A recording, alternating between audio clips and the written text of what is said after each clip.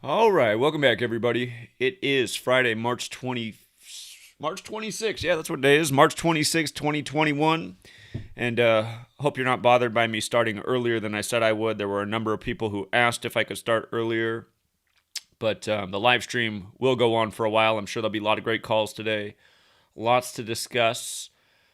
Yes, I know we're all very disappointed with Illinois. The riddle was so perfect, but it didn't happen. And shout out to the one person who did call in who thought Loyola of Chicago would beat Illinois. He said, "Come on, man, that's the Jesuit school, and you're saying it's all about the Jesuits." And then he pointed out if the championship ended up being Loyola versus Gonzaga, if it does end up being that, he called it.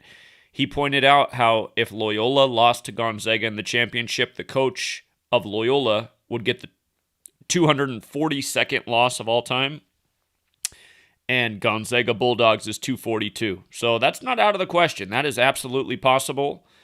And when he called in, I said, that's very interesting. But man, that Illinois riddle was so perfect. I guess it was too perfect. But all in all, we did all right. I'd give myself a C minus this year. I'm not thrilled, but we had some big upsets. A lot of you guys sent me your small tickets. A number of you had $20, $25 bets that paid between $500 and $800. Well done. One guy said I stayed away from Iona because too many people liked it. I guess he had that kind of wisdom. Man, I thought that Iona riddle was good. Instead of getting the 13th win, though, they lost by 13. But we had some good upsets there. It could have been worse. Illinois was the biggest disappointment, and I should have stayed with my initial thought instead of going with that whole UNC thing, but those UNC thoughts weren't bad. It just wasn't that way. But March Madness is tricky. I mean, normally we get the championship right, but some of these games in between can be tough. And anyway, with that said, let's go through the Sweet 16. We got 8 games here, and most of them I like. Most of the games I like. Some are a little bit iffy. So the first games are tomorrow, Saturday, March 27th. And I think Oregon State's dead meat here. I think we got a perfect Jesuit ritual for Loyola Chicago to win. Keep in mind, Loyola Chicago can pick they can pick up their 27th win on the 27th. And Beavers, the Oregon State Beavers is 27 in the most pure cipher too. So I mean, there's just so many things that look good about this game. This is the kind of game I do not expect to go sideways here. I think Loyola Chicago beats Oregon State. They are the favorite, so not too exciting.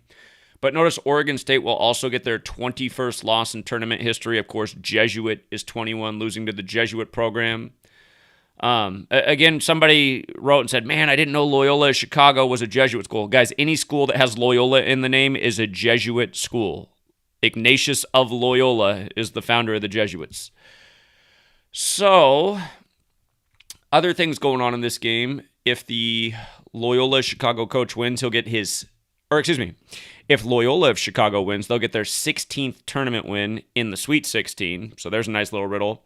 The coach would become 7-1 on the 71 date numerology. Remember, Catholic 71, March Madness is 71. If you want to add one more 71 to that list, if you write out the Jesuit order, or hold on, what's wrong? Oh, I know what it is. The Society of Jesus. That's what it is. Society of Jesus is the official name of the Jesuits. The Society of Jesus is 71. But that's all there. And yeah, if it did end up being Loyola versus Washington, the other thing that's interesting, if that happens, again, Gonzaga in Washington. Remember how this is connected to the tournament from 89, which was in Seattle, and Seattle equals 82, and this is the 82nd March Madness. There's something going on with Seattle and Chicago. Gonzaga's not in Seattle, but it's in Washington State like Seattle. It's on the eastern side of the state. But remember, Tom Hanks, the movie Sleepless in Seattle, it begins in Chicago, then he moves to Seattle. Right now, Chicago and Seattle both have the 56th mayor. The coronavirus first showed up in Seattle, and then the second city it was confirmed in was Chicago. So I don't know if there's something deeper about Seattle and Chicago. I don't know. But that's another thought for why Loyola could kind of be the Cinderella story and end up in the championship in this Jesuit year as a Jesuit program. But anyway, Loyola Chicago has a lot of reasons to beat Oregon State. A lot. and Villanova and Baylor. Notice if Villanova loses, they will be 18-7, like 187. Society of Jesus 187. They won the first ever March Madness in 85. Remember, basketball equals 85. The Jesuit motto, Isus hominum salvator, is 85. And they defeated Georgetown, the Jesuit school. Villanova's a Catholic school. So Villanova could go down here. If they do lose, they'll pick up their 38th program loss in the tournament in Hinkle Fieldhouse, which is 163, the 38th prime. So fitting place to get the 38th loss. Something that bothers me, though, is the Villanova coach could get his 613th win, which is the 112th prime. Again, the Jesuits operate in 112 countries. That said, if Baylor does win, they will get their 17th tournament win on the 17-date numerology over the Villanova Wildcats, which is 107, a bit like 17. And initially, I thought that we would see Arkansas and Baylor meet in the Elite Eight. That was my initial thought. I should have stuck with that because it's still very possible. And should Arkansas and Baylor meet, again, Arkansas has a great riddle to upset Baylor. They'd get their 46th tournament win, and Baylor Bears is 46 in the most pure cipher, like March Madness. But honestly, I think this Villanova-Baylor game is a little bit dangerous. Baylor's the favorite, so there's more value with Villanova. I'd be careful with this game, but at the end of the day, I'm going to lean Baylor because Villanova can hit that 18-7, and that really is a big number with the Jesuits, 187. Plus, they'd get their 7th loss on the 17-date numerology. 17's the 7th prime, while Baylor would get the 17th win. So just going with the date and the more surface-level Jesuit ritual, I'm barely taking Baylor here, but I'm not crazy about this game. Now, Oral Roberts in Arkansas, I think this one's a no-brainer. If Oral Roberts loses, they'll become the coach will become 2-1 in the tournament. Arkansas is 21 in the most pure cipher, as is Jesuit. Golden Eagles is also 73, the 21st prime. The only thing I could see for an Oral Roberts upset is staying on 66 losses because Razorbacks is 66, the coach all-time. But I like the coach falling to 2-1 here. And if Arkansas and Baylor Bears do meet, again, that was kind of the initial thought. So, and we also talked about how if Arkansas won 2 more games in this tournament, they'd get to 156, and Razorbacks is also 156. So, yeah, I got to go with Arkansas there. Not a lot of excitement with the Arkansas thing. If you want to do a small card with an Oral Roberts upset, because they're a massive payout, again, what you would be banking on is the coach staying on 66 losses against the Razorbacks, which is possible. But, again, I think that 2-1 in the tournament's a lot more likely. Syracuse and Houston. I see that if Syracuse wins, they're 19-9, like 199, the 46th prime. March Madness is 46. Houston, Texas is 46, both in the most pure cipher. So that makes me think Syracuse definitely has a chance at an upset here. Houston, right on the surface, though, you could make an argument for them getting that 27th win because it's the 27th of the month. If Syracuse did win, however, they'd get their 71st tournament win all-time on the 71-date numerology, where March Madness is 71. Jim Boeheim would get his 63rd win. Syracuse Orange is 63. He'd stay on 33 losses. Orange is 33. And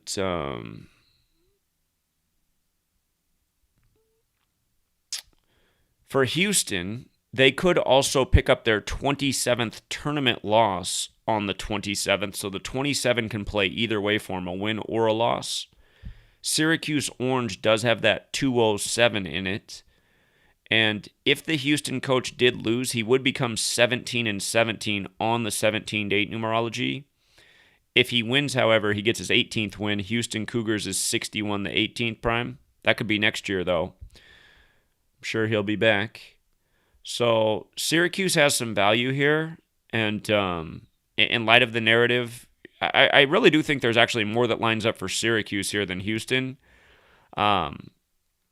Because Illinois is out, remember what we were talking about with Houston, how the Houston coach, we had the good caller who let us know that the Houston coach used to coach at Indiana, where the tournament is, but then he got fired because of the Eric Gordon whatever happened, and Eric Gordon was at Illinois store. But now that Illinois is out, I'm not feeling the Houston thing as much. We thought they'd get to at least 31 wins, which they've achieved, because that's the big number with Houston.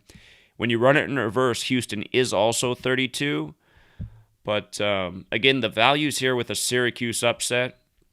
But this game's a little bit dangerous.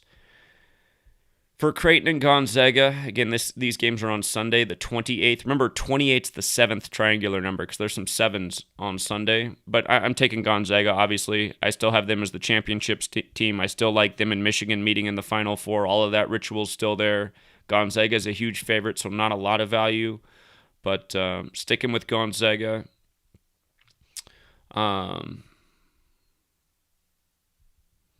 Florida State and Michigan. Again, I'm taking Michigan. I got Michigan and Gonzaga meeting in the Final Four. The riddle's there. Juwan Howard's next win is... well, okay. If Juwan Howard wins this game over Florida State, he'll get his 42nd win as a coach, right? And then so his next win would be 43. Well, he plays the winner of UCLA and Alabama. Bruins equals 43. So that has me thinking UCLA has a chance to upset Alabama here. And UCLA's got some value because they're a 6.5-point dog. And, you know, UCLA, no slouch, right? They can get their 21st win of the season in 21. Could be their last. And I do realize something. If they won and became 21-9, Roman Catholic is 219. Again, all the Catholic Jesuit stuff. And if I'm not mistaken, UCLA's also got that 71 like Catholic. Yeah, UCLA's 71, Catholic 71. See how Catholic 71 and 46, just like March Madness? Again, the first person to ever win March Madness was the Catholic school Villanova. And of course, UCLA, I think, has won the most tournaments all time, most March Madness championships. But yeah, that makes me think UCLA has a chance because Michigan, it would be perfect if they defeated UCLA and Juwan Howard got his 43rd win over the Bruins. 42 over Florida State and then 43 over the Bruins. And notice, if Florida State loses, they become 18-7. That Society of Jesus number. Could be two teams that hit that 187 this weekend. One of them is a Catholic school. UCLA's next loss in the tournament is also 43. But it doesn't have to come against Alabama. If the UCLA coach wins, he'll also be 9-11 in the tournament. We just know how those numbers come together. 9-11. Alabama Crimson Tide is 119, so that's also there. The coach would pick up his 39th win with the Bruins as well. UCLA Bruins 39, stay on 21 losses as they pick up their 21st win of the season. And the best thing I could say going for Alabama is that if they did win, the coach would become 5-3. I got to bump that down a line. That should be down one line. Here, let me fix that. It's going to drive me nuts. I swear I bumped it down. I think sometimes when you post things, like the way you have it posted, for some reason, things will move a line. Make sure that wasn't like that on any other one. I didn't notice it. Because I don't remember leaving it that way. Here, this should be down right here so it's clearer to read. So the coach of Alabama, he's 4-3 in the tournament. If he won, he would be 5-3. We know Los Angeles is 53. And this is supposed to be on this line. What in the world happened here? Bruins is also 83, the 23rd prime. If Alabama lost this game, they'd stay on 23 wins in the tournament against the Bruins. And oh, yeah, Alabama can also pick up the 7th loss on the 28th. Again, 28 is the 7th triangular number, which means if you had 1 through 7, it's 28. Just like how Florida State can get that 7th loss as well. So, if anybody out there wants to take a stab at Creighton upsetting Gonzaga, I mean, it's possible. I think Gonzaga's going to win the championship. But the biggest scare for Gonzaga, I'll just write it down, just in case you want to do like a $5 card. Just in case, but Gonzaga being upset narrative is falling to 28-1, 281 60th prime, Indianapolis 60. But again, I really like the perfect season ritual. I think it's still going to happen. Okay. So yeah, I think UCLA has a good chance to upset Alabama here, and they got some good value. And then USC, again, we liked them to get that 25th win. Now they have the perfect team to get the 25th win again. Again, March is 25, Trojans is 25, and Oregon is 25. And remember, the day after the bracket was set, Keyshawn Johnson, who went to USC, it was announced his daughter Maya died at age 25. And remember, she died on his 237th day of his age, and their first win in the tournament made him 23-7 for the year. And they got their 15th tournament win all time, and Maya equals 15. Just like Tampa, who he won the Super Bowl with, and of course Tampa won it this year, picking up their 15th win of the season in the Super Bowl. So I like USC getting that 25th win here. They got the perfect opponent to do it against. That'll keep Oregon on 21 wins for the year in 21. USC coach can also improve to 7-3, a bit like 73, the 21st prime, and the bracket was set on the 73rd day of the year. The biggest scare against USC is that Oregon could get the 28th. It's here too weird. Oregon could get the 28th win on the 28th in their tournament history. The coach could also get his 18th win on the 18-date numerology. So there is a little something there for Oregon. But notice they can get the 7th loss as well on the 28th, and USC can stay on 7 losses. And again, I'm just going to ride out that thought with USC getting to 25 wins. So Oregon 25. I should have thought about it at the beginning of the tournament. Notice that Oregon had that 25 connection. In hindsight, it feels like some low-hanging fruit. And notice USC is a 2.5-point favorite as well. So, these teams met in the college football championship. And that game was 100 days earlier on December 18th. Oregon did upset USC in that. We thought Oregon had a decent riddle in that game. So if anybody has a greater thought on that, because I was like, man, there must be something with that. But again, just these were the teams that met in the football championship, and now here they are meeting in the March Madness tournament. So, but I'm sticking with USC to 25 wins in tribute to Keyshawn Johnson's daughter. Again, just to go through it from the top again real quick. I think Loyola is a definite. This would be outside of, obviously, I really like Michigan and Gonzaga. Outside of those games, the game that would shock me the most this weekend is if Loyola did not beat Oregon State. Again, this is a really good ritual right here. Loyola, Oregon State, I really like that game. Baylor and Villanova is a little bit iffy for the reasons we talked about, but I do favor Baylor just because my initial thought was that Baylor and Arkansas would meet. And I'm going to stick with that. Keep in mind their next win of the season. I should note this here. Baylor's next win is number 25. March equals 25 because, of course, it's March Madness. So I think Baylor has a slightly better riddle here. Arkansas, again, I suspect that they will drop the coach to 2-1. And you know what else? I was overlooking this. This right here. March Madness is 46. If Oral Roberts loses, they fall to 4-6 in the tournament. March Madness 46, always a big number with the tourney. So I like the coach falling to 2-1 though. Arkansas 21, playing Arkansas, and again Syracuse Houston. There's some value with a Syracuse upset. I think this game's a little bit iffy. But I think Syracuse, that 71st win on the 71 date numerology when March Madness is 71, that's really tough for me to overlook. Magic numbers in the tournament, 71 shows up again and again in March Madness. And just from what I've seen in the mainstream coverage, they're really having fun with this Jim Boeheim and his son. I think his son's name's Buddy, but his son plays on the team. So it seems like one of these feel-good stories, father-son doing well, exceeding expectations. And again, if Syracuse does win, they will be 19-9, like 199, the 46th prime, where March Madness is also 46, and Houston, Texas is 46. Again, Gonzaga taking them all the way. Michigan taking them to meet Gonzaga in the Final Four. UCLA, I like them to upset Alabama, mostly because if Juwan Howard beats Florida State, he can pick up his 43rd win in the next round over the Bruins, and Bruins is 43. And again, riding out the thought about USC getting to 25 wins. So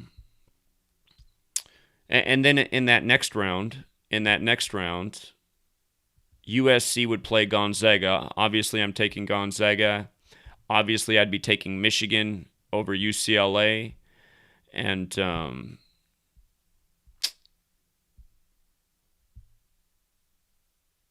I think I'm going to ride Loyola Chicago to the championship. I think I'm going to, because again, that coach, his next loss is 242. And if we're right about the Gonzaga Bulldogs, I mean, that riddle's right there, that he can get his 242nd loss against the Bulldogs. So, and that would be the ultimate Jesuit tribute on 21, two Jesuit programs meeting. A long shot and the favorite. So, all right, what I'm going to do now is I'm going to open up the phone line, take your calls and observations, build onto the notes, and let me get the phone line open here real quick. Let me make sure we got the right number on the screen. Looks like we're in business. I'll also keep my eyes on the chat, see what you guys are saying out there. And okay. And by the way, you guys, sorry that I didn't do the second round of games. All of my channels were suspended just in time to do the second round of games. So the censorship is real. Let's go out to Illinois. What's up, Illinois? Hey, what's going on, Zach? Hey, man. Hi, real quick, I agree with most of all your picks. The only thing that's troubling me is that Villanova game, and I wanted to point out, first thing I wanted to point out was that I noticed a trend with older tournaments. So like the first thing is when North Carolina lost, and they showed Roy Williams, and they said after that game, they said that this is the first time since 1979 that Duke, North Carolina, Kentucky, and I think Louisville wasn't in the tournament. So when I looked at the 1979 bracket, almost every team won their second round game that went to the Sweet 16. Because, in 79 it was 32 teams. It wasn't a field of 64. Right. That started in 85. The bracket. The 64 team started in 1985, the year Villanova beat Georgetown. Right. And in 79, almost, not all, it wasn't an exact duplicate, but a lot of the teams that won, they won their second round game. They won their second round games, and that actually helped me that Sunday win some money when they were going into the Sweet 16. And then I'm not sure. Also with Villanova, I noticed they keep mentioning the 85 year when Villanova beat Georgetown. Right. I'm not sure. Like, I think Villanova can win that game because they keep mentioning 85. They've mentioned it multiple times, and the main thing they mention it with is the word, they've been using it all week, and it's the word blue bloods. And they're talking about, of course, the three teams that have blue: Kentucky, Kansas, Duke, and North Carolina. Oh, isn't Kansas one of them? I thought Kansas were one of the blue bloods. They don't mention it. Oh, okay. Every time, I would think so too, but every time they said this is the first time since 85 that you don't have any of the blue bloods in the Sweet 16. Huh, okay. Interesting. That's what they said. They keep using the word blue bloods.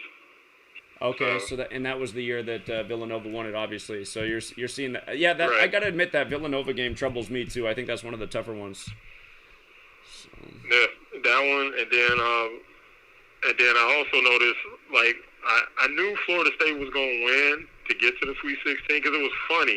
Because after the Gonzaga game, like you always tell us, listen to the announcers and listen to what the some of these people are saying, and it's crazy how they're throwing out these dates. And some of these older tournaments, the same teams that's in the tournament now, they're winning. And I kind of knew that Colorado was going to lose, and it wasn't because of the mass shooting. It was because Colorado wasn't originally part of the original Pac-10. Right. And if you notice, they're the only team from the Pac-12 that lost. Every team from the original Pac-10 won. I see. Yeah. Makes sense. And then the announcer also talked about, he said, the spirit of 76. Talking about, I guess that's the year when Indiana went undefeated. So when I looked up, the spirit of 76 on Wikipedia, they have all these listings, gas station, the spirit of 76 song played during, I think, was it the Independence Day or the Revolution? But also what they had it was weird. It said a mango cultivar in South Florida. Okay. And South Florida is Seminole country. That's where actually the tribal headquarters is actually in South Florida. Okay. Interesting. And so yeah, I used that and parlayed a couple of games and I won. And then of course, like I said, the last thing they mentioned was '85 season. And then with Elgin Baylor, like you said, I think it's all but said and done with I think, and it might not have nothing to do with it, but the timing of Elgin Baylor's death, and they mentioned that Elgin Baylor went to Seattle. He transferred from Idaho State and went to Seattle. And isn't Gonzaga near Seattle? Well, it's in Washington State, but they're 5 hours apart. Oh, okay. Yeah, but yeah. But yeah, they mentioned that. I think Elgin Baylor did go to Seattle U, the Jesuit school. Yeah, he transferred from Idaho State. Yeah. And they went to the championship, and I think they lost to Villanova or Georgetown. One of them they lost to. Yeah, he did go to Seattle U though, the Jesuit school, Elgin Baylor. Yeah. So yeah, but yeah, that's all I have. I mean, like I said, I've just been keeping track of the dates that they keep throwing out there, and I look up those tournaments, and a lot of these teams are lining up with. Hey, you know what? Elgin equals 25. If Baylor wins this game, they will get their 25th win of the season. Oh, okay. I didn't think about that. Yeah, because March is 25. March is 25, so is Elgin, and Baylor picking up the 25th win after the death of Elgin Baylor. Oh, you know what else? Elgin Baylor died 187 days after his birthday, and Villanova can fall to 18-7. I bet that's what. Yeah, you know what? I like Baylor even more now that I'm putting this together here. Yeah, because Elgin Baylor died 187 days after his birthday. Society of Jesus. He went to the Jesuit school, and now Villanova can fall to 18-7. Okay. All right. Yeah, I think that's what they've done here. Okay. No, I mean that might be it. Because I know that, like I said, the main 3 dates they threw out is 1979, and then of course 76, and then of course 85. And the one common denominator in most and 3 out of them is Michigan is always somewhere in the Final Four. I know they were in the Final Four 85. I believe they went to they went to Sweet 16 and the Elite 8 in 76. And then, like I said, Villanova 79, 76, and 85. Yeah, I hear you. Villanova has a little narrative, but I think that 18-7 after Elgin Baylor dies 187 days after his birthday, I think that's what they've done. So. Okay, so Elgin Baylor. Hey. Here, I'll link the post in the notes so you guys can just see that with your own eyes. He was born September 16th and died March 22nd, the day of that Colorado shooting, which was also connected to the tournament. So, yeah. Okay. Yeah, I just added that to the notes, so the link's there for the Elgin Baylor death. All right, great observations, man. I appreciate it. All right, talk to you. Yeah, have a good one. Yeah, I mean, let me go out to the chat while we wait on the next call. How do you guys feel about what I'm saying? Is that making some sense? It's sick how twisted this stuff is that they do, man, but...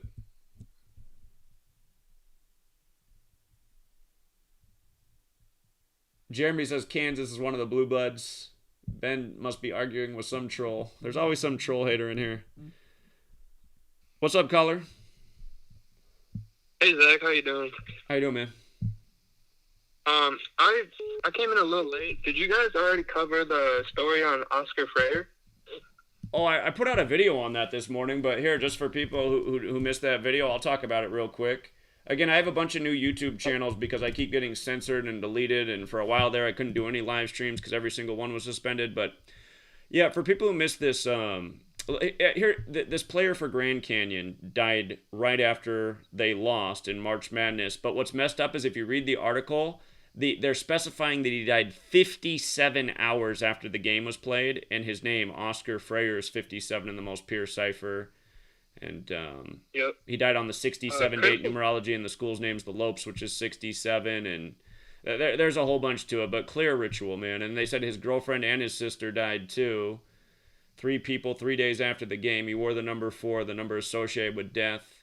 Did you see something else in this?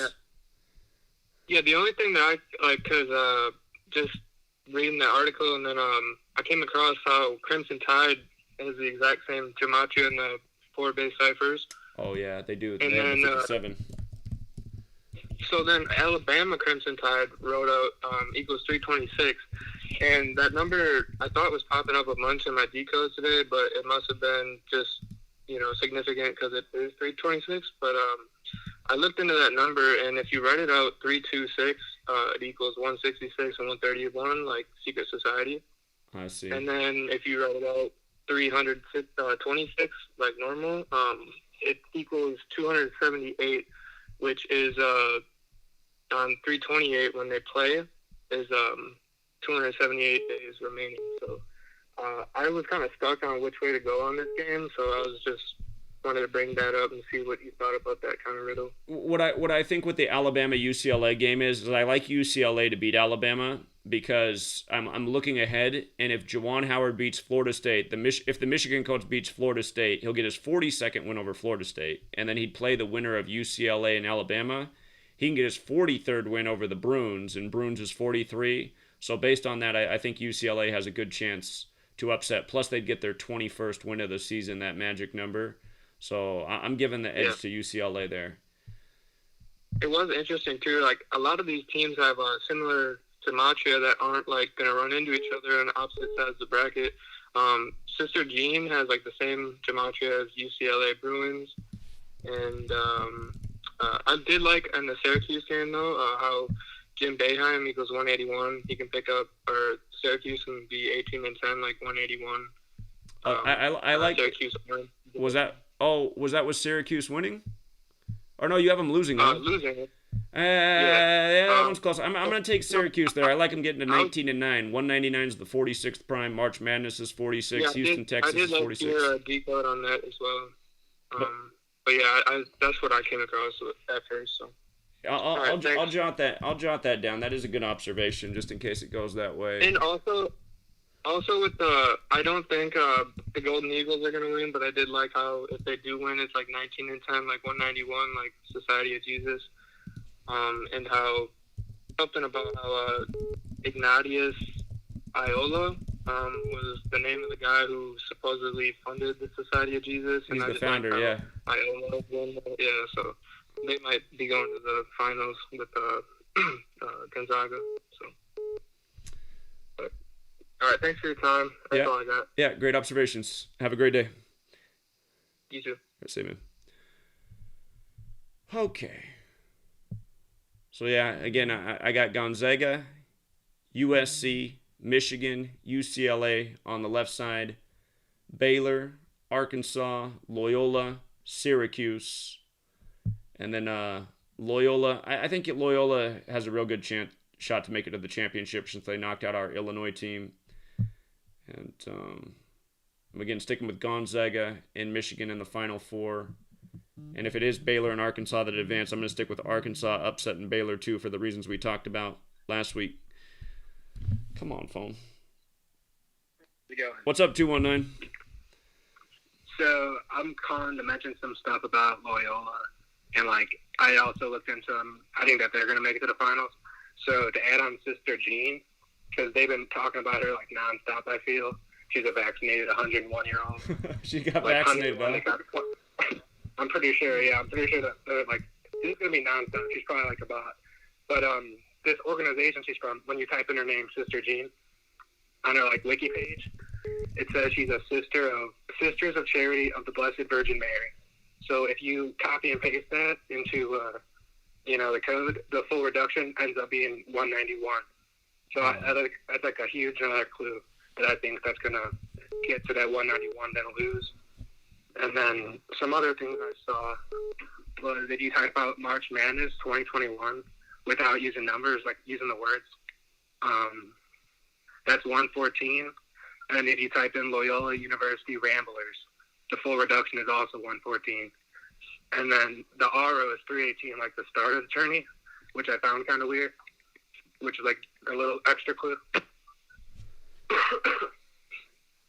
And then for the coach with Moser, so Moser full reduction is 25, so he started the tourney getting his 25th win. And then Moser reverse full reduction is 29. So if he gets to the finals and loses, he'll end up with 29 wins. And then when I first saw some people like looking at Loyola and started to do my own, I was like, that would be such a like Cinderella story, you know? So I typed in Cinderella story. RO is 225. And if you type in Loyola Chicago, the RO is also 225. So they have that 225 thing. If you type in Loyola University, the RFR is 91. I like them getting to that 91 to start to face Gonzaga in the finals, hopefully. Yeah, it all makes a lot of sense. And, so great observations. Yeah, I was just mainly calling in for that Sisters of Charity of the Blessed Virgin Mary FR 191. I feel like that was the biggest one out of. Yeah, a lot of great observations there. I appreciate it, man. You have a good day. Yep, how you doing, man? Yep, Thanks. take care. You too. Keep in mind, Loyola's an 8 seed and 21, or what is it? 21 is the 8th Fibonacci number. What's up, 614? Oh, hey, Zach. Thanks for taking my call, man. It's John. Hey, John. Yeah, man, you got some good picks, man. I'm just calling nothing bombshell, just a couple numbers, a couple observations I made. To go with you like in Loyola, I think Loyola, if you write out Loyola Chicago Ramblers, it equals 353, which is, I believe, the 71st prime. It is. Okay, and then here, just to pause right there. Just to pause right there. 353 again is the 71st prime. March Madness is 71. Catholic 71. The Society of Jesus is 71. Gonzaga is 71. Gonzaga Bulldogs is 71. They really could have these teams line up. Man, and then aren't they? I think they're 15-5. Isn't Loyola 15-5 in the NCAA tournament games or something? Loyola right now is 15-5, so they can get their 16th win for the Sweet 16. Yeah, and I know it's not a good thing to say, oh, if they win this one and the next one, sometimes that can get you into trouble, but it would make a lot of sense because that Indianapolis, Indiana equaling 175 has been playing a lot. Yeah, I've seen it shown so many times. Mm-hmm. So and that puts them in the Final Four. I was like, man, look at that. That puts them in the Final Four. Exactly. And then if they won one more, they'd be 18-5, and basketball's 185. So. Now, how important is Bobby Knight to this entire tournament? Because I seen like when you did the initial decode on Gonzaga and the first post on March Madness, you had a whole thing on Bobby Knight. Like, how important is? Well, remember, if Mark Few wins the championship, he'll get his 631st career win, which is the 115th prime, and Bobby Knight's 115. And then the other thing about that is there's a relationship with the numbers 32 and 115. And it's because the 32nd degree of the Scottish Rite has the same motto as the Jesuits, Ad Merum Dei Gloriam, which equals 115, and Scottish is 32, and there's 32 sun rays on the Jesuit logo, and Mark Few equals 32, and if he goes perfect this year, he'll be 32-0, like Indiana was 45 years ago. So that's why I'm not coming off the Gonzaga thing unless they get upset somewhere, but that's how it all comes together. So. Well, I remember you had said something about Bobby Knight, and I was like, I didn't know exactly how he fit in. I've seen a couple reasons why he was in the decode, but I just measured from his last birthday. I believe his birthday's is it 10/25, October 25th? Oh, that's the other thing. The championship's on his 163rd day of his age, and Gonzaga Bulldogs is 163. Yeah, I seen you had written that in the post too. Yeah. Yeah. But didn't you isn't his birthday October 25th? Hold on. Bobby Knight. I'm putting it up right now. Bobby Knight birthday. It's October 25th. Yeah. Okay, so from his birthday till Saturday tomorrow's game, I think it's the 153rd day of his age, and that's the 17th triangular number, right? Tomorrow is 153 days after his birthday, the 17th triangular. That is right.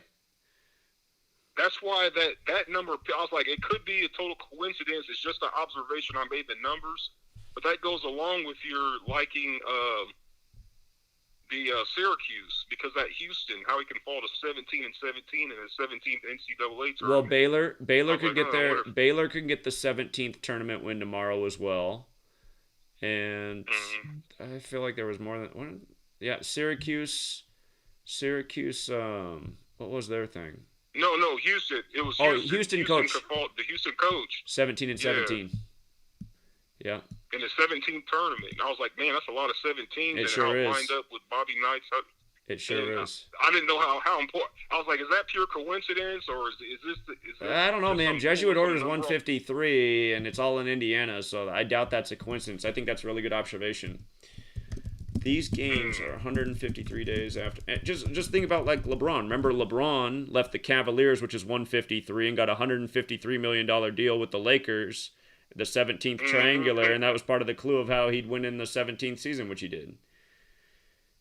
Yeah, that's wild, man.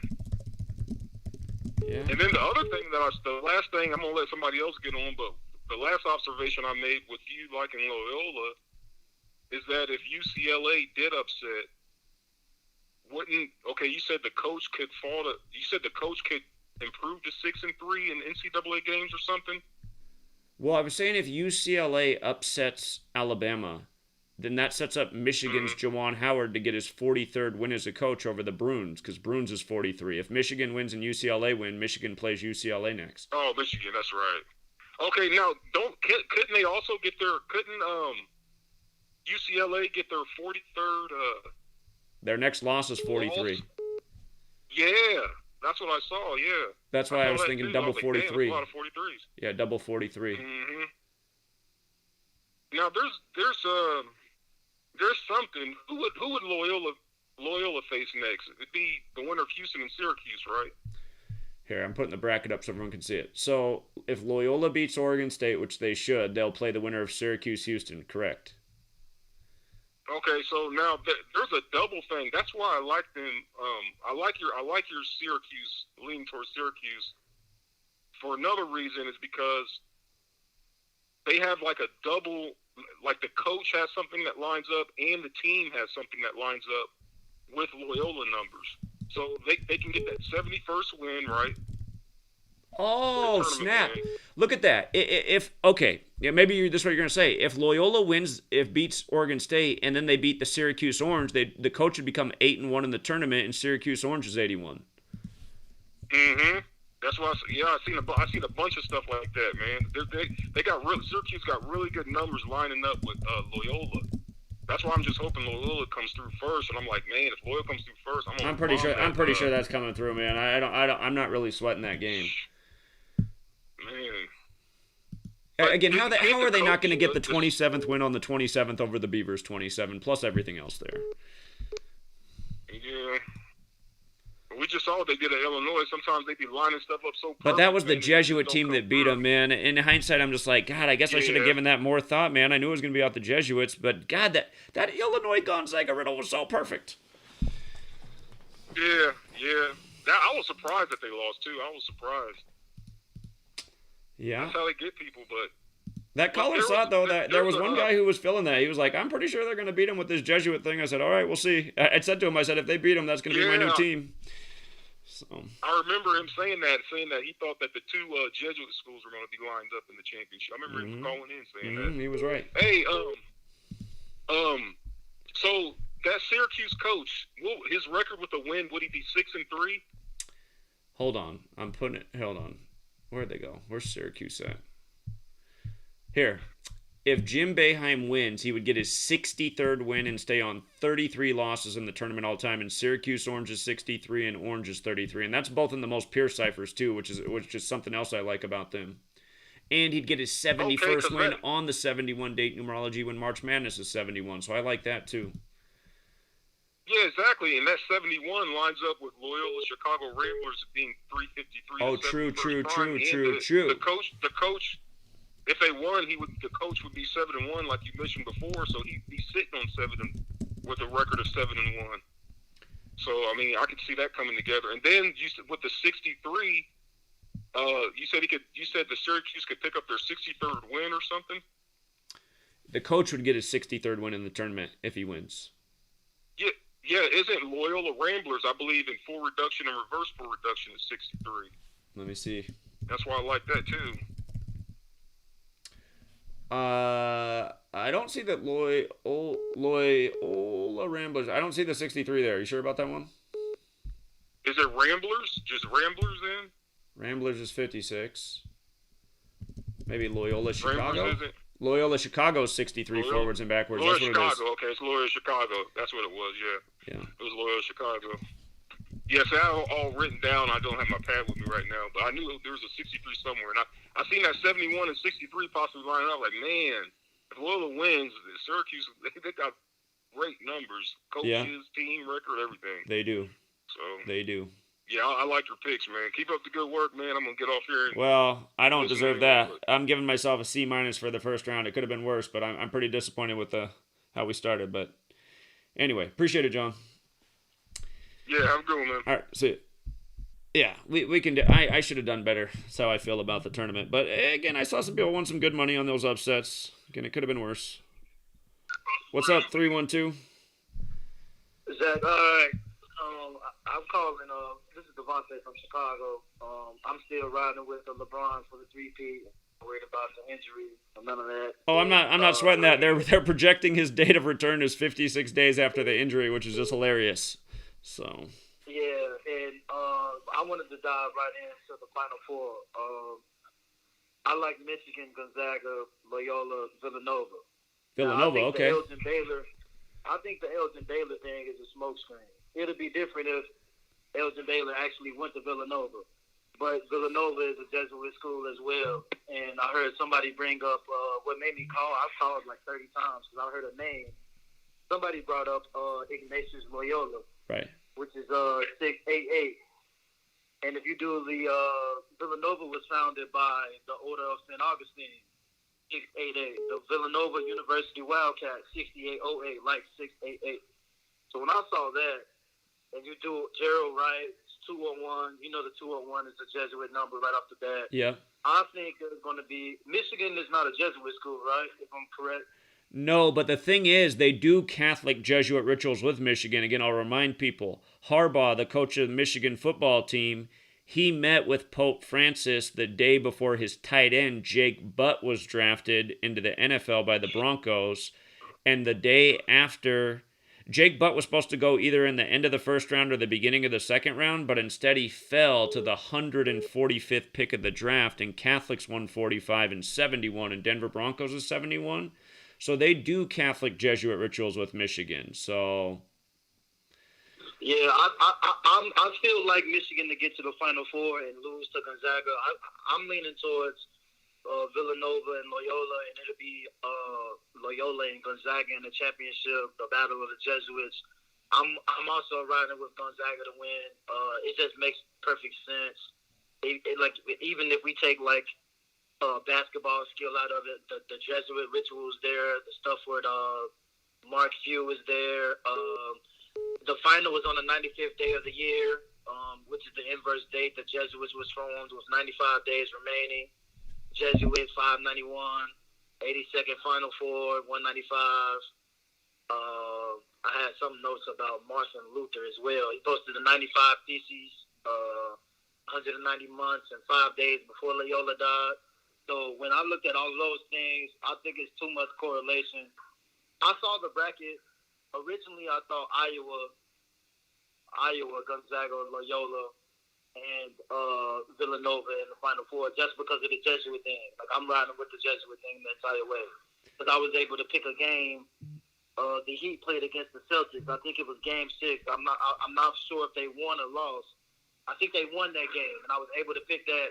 I rolled with my gut, and I just wrote it because it was a Jesuit thing, and it came through, and I'm willing to bet that's the Final Four. I think the Elgin Baylor thing is a smoke screen. I don't think it has anything to do with Villanova. I think more so that's just a sacrifice actually for the Lakers, if anything. I don't think that has anything Well, remember, to do they'll tie all with these that. rituals together. I agree that it has to do with the Lakers for sure, because he died at 86, and the NBA Finals was named that in 1986. And remember, he died 2 months after Hank Aaron, who also died at 86 on the 22nd of January. Those things are connected. You could be right, but again, don't forget, though, that Elgin Baylor did die 187 days after his birthday, and now Baylor can drop Villanova to 18-7, and 187 is one of the biggest numbers with the Jesuits. But you could be right. I wouldn't be surprised if Villanova wins, so go with your guns, but I'm not sure that's a coincidence, the 187 days, and now they can fall to 18-7 versus Baylor. Yeah, like I said, I looked at the bracket. To me, I actually also like Oral Roberts to win again. Just because nobody's going to, they're the 15 seed. I just like that for some reason. So I like that to ease the way for Villanova to get to the Final Four versus them having to play Arkansas. So, yeah, I like Loyola. I like Syracuse to beat Houston. I like Loyola to beat Syracuse in the next round. I got Oral Roberts again on the Arkansas upset. I like Villanova. Gonzaga's going to win the entire thing. I got USC beating Oregon. The only game I'm not really confident on is the UCLA-Alabama game. I'm leaning towards UCLA just because I'm liking the upsets this week. Also, once you just brought up the 43 thing of him playing against Juwan Howard, I kind of think that makes sense, especially with the first game that they got in. Get who they played first, but I watched that game. It was very telling to what I thought about the future for UCLA. So, yeah, but that's what I'm sticking with for the Final Four. Villanova, Loyola, Gonzaga, Michigan. I got Loyola and Gonzaga in the championship. Gonzaga to win. Loyola will probably cover. I don't think it's going to be a blowout, but I think they'll cover for sure. All right, appreciate all those observations. Good luck, man. All right, take it easy. All right, yeah, take care. I like that he's using his own head. He's sticking with his guns. And we'll find out if that Elgin Baylor is a smokescreen. Come on, phone. What's up, 602? Okay, I have some good information for you in regards to USC, which I wasn't trying to come across when they were playing Kansas, but did. So there's a case for USC to win the entire tournament involving a ton of 201s. So they would, hold on here. If USC were to win the whole tournament, Andy Einfeld would get his 201st career win as a coach. And also the USC basketball program currently has 1,229 career losses, the 201st prime, so they could stay there in Indianapolis, which equals 201. Keyshawn Johnson is 201 with his whole daughter's death. Right. Yeah, I remember that. But so I see something else, and it looks like it'll be a double-coded game. I see USC over Oregon is pretty much a lock because University of Southern California equals 157, and Andy Einfeld can get his 157th win as the coach of USC. But something further is if they face Gonzaga in the next round, I haven't looked too far into that, but Gonzaga would have 29 wins, and Andy Einfeld currently has 109 losses at USC, the 29th prime, and Bulldogs equal 29. So there's a possibility there that they wind up beating Gonzaga. But I think Andy Einfeld's full name is 199, so he could be stuck at 199 losses. It just looks like if they face, there'll be a double-coded game. These are really, I gotta give you your props. These are great observations because I know you're dead on with the Keyshawn Johnson 201. I just looked, I was like, man, I should have seen that sooner. But that is very interesting, yeah. So another thing the media keeps doing, it keeps saying, oh, there's the Mobley brothers. And that was another thing. So I typed in Mobley brothers, and that's also 201. And let's just say, they're big-time underdogs. So this is like a big-time long shot. But if they were to win, then obviously to the masses, it would be like, oh, that guy's going in the top 5 of the NBA. They have another excuse. But the Bulldog story with Lady Gaga, when they said this is another long shot, but 2 Bulldogs, they faced USC faced Drake in the first round, and that was Bulldogs. They're the Bulldogs, the logo. So right.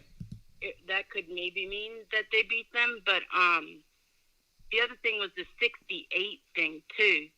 When I looked, it was like 109. Again, there was a connection to the Pope because it was 109 days until the Pope's birthday, I think, or 109 days until Keyshawn's birthday.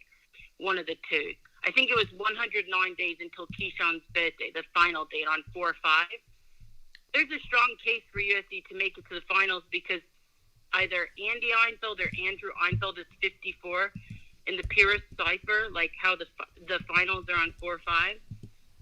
And then it would be like 100, I think it's 109 days before Keyshawn's birthday and 109 days after the Pope's birthday. And Andy Einfeld's on 109 losses at USC. It would be, the championship would be 108 days before Keyshawn's birthday, or a span of 109. The championship's 257 days after his birthday, which is the 55th prime number. They like to do that they like 55 at USC is a big number for some reason. Well, Los Angeles, if you use the rule with S, is 55 instead of 37.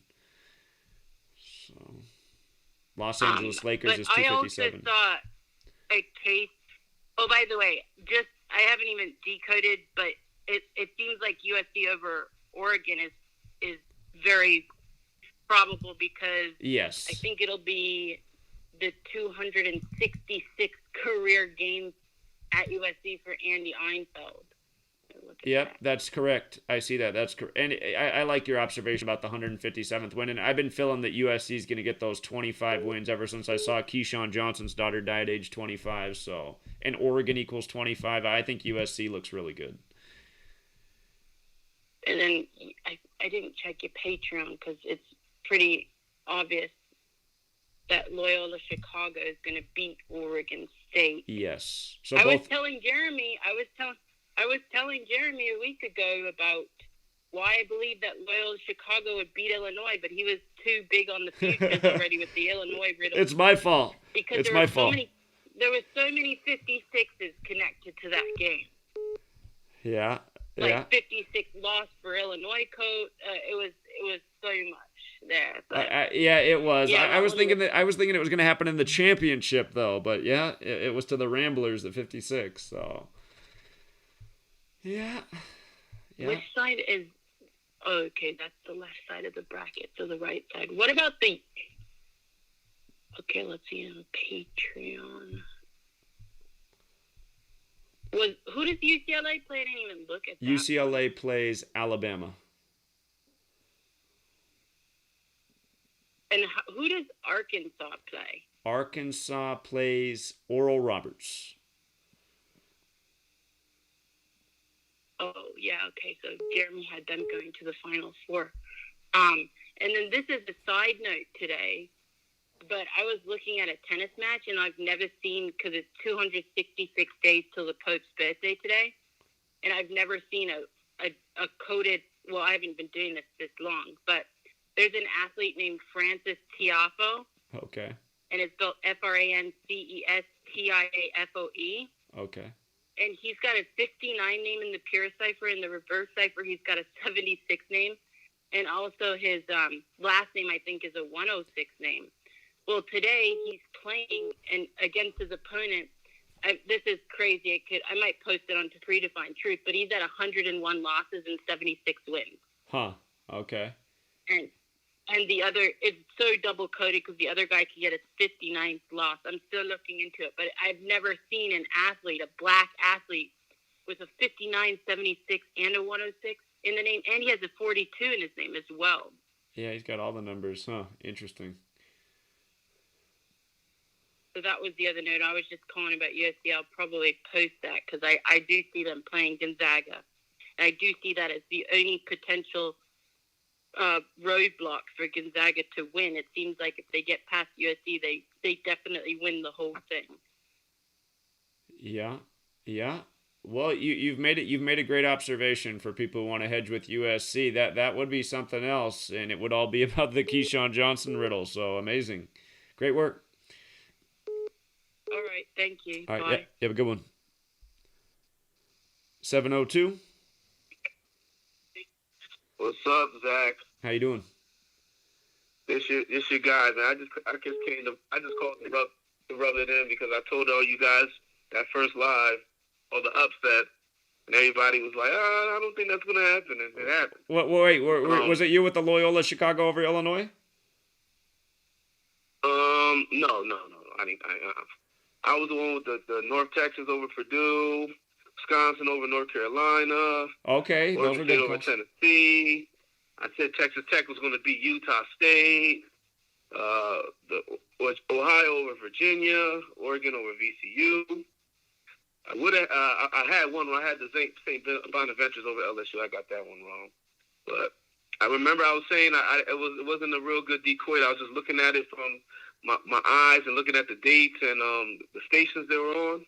Okay, so you went with the networks. Yeah, I was doing the networks and the days. Well, good work. Yeah. But let's go back to the Illinois thing, right? So you had Illinois because of the 45 and the 54, right? And well, also because of the way it would have lined up with them having 45 wins and 32 losses all time in the tournament had they played Gonzaga and Gonzaga won in the championship. I thought that was perfect. Oh, that's what. See, I was trying to figure out what else was, because this Villanova and the Villanova game and the Baylor games. Bears has the 45 in the first cipher, and then Villanova has the 54 in the reverse. Okay. I was thinking whoever wins that game is going to be playing Gonzaga in the championship game. That's possible. I saw the CBS decode. Andy Katz. He has Gonzaga beating Baylor Bears in the championship, but he did terrible with his bracket up to this point. Remember the one person, though, who pointed out that they thought Loyola Chicago was going to beat Illinois? He said that he liked that because he thinks Loyola and Gonzaga were going to meet in the championship because the Loyola coach's next loss is 242 and Gonzaga Bulldogs is 242. So that's still possible. Yeah. I mean, if you watch the games, Loyola's they're good. They're not, it's like, they are a legitimate threat. Yeah, I was just trying to figure out that 45 because I know the championship game is on April 5th, and I was thinking that's where you was getting the 45 from. Well, that was part of it. The 4-5 definitely because Illinois had that connection, but I really liked how their program record was going to line up with the whole Gonzaga going 32-0, first team in 45 years. I just thought that was so perfect. And it really was, but I mean, it didn't come through, obviously, so. And also, too, Zach, I really was food for the Iona upset because I had told so many people about it, but I told them to hedge with the 17 points. And, they lost by 13 instead of getting that 13th win, man. Alabama in 13, it never fails, but they lost by 13. And and this is one thing you always told us when I first started following you. You said if it's a real big number and an upset, more than likely the team will cover the points. Yeah. And they won't. And that's why I hedged it on. Yeah. Well, that was smart. Did you win with Oral Roberts upset in the first round? Georgetown was on that ticket. I see. Well, Oral Roberts, they beat Ohio State. Is that who it was? I think it was Ohio State. They beat them. I didn't do a straight bet on it. I did it a parlay with Georgetown on there. I was so sure that Georgetown, man. What happened? Georgetown was the Jesuit program that disappointed. So they're terrible. I watched them. Now I see, they're terrible. They shouldn't have even won the Big East tournament. They're terrible. It was a disgrace to watch them. That's it. But it just shows that the games are fixed, man. You're not going to come out and destroy Creighton and then just lay an egg. It doesn't make any sense, man. And I just think maybe it's just the fact that, wasn't it like something with John Thompson first tournament had to do with that? Well, John Thompson died this year on August 30th, and then he was the first black coach to win the championship, and he won it in 84. Big Jesuit numbers. Died at 78 this year on the 78 date. Numerology, Jesuit 7884. Just like Sunday, and he died on a Sunday. So I was just thinking that, that was showing us that I guess Georgetown won their division championship. That might have been all it was, but they were a first-round exit, obviously. Yeah, they won the conference tournament just to get them in there. But I believe you said something about, like, when John Thompson's first ever NCAA tournament had lined up with them making it to the tournament this year. Because they were terrible. They shouldn't even have made it. They were terrible. Yeah, all I remember is that they won it in 84. Play. They won the championship in 84 with John Thompson. Yeah, so. All right, man. So, all right, bro. I just wanted to... Well, good job. Good job on all those calls we should have listened to. You were dead on. Good work.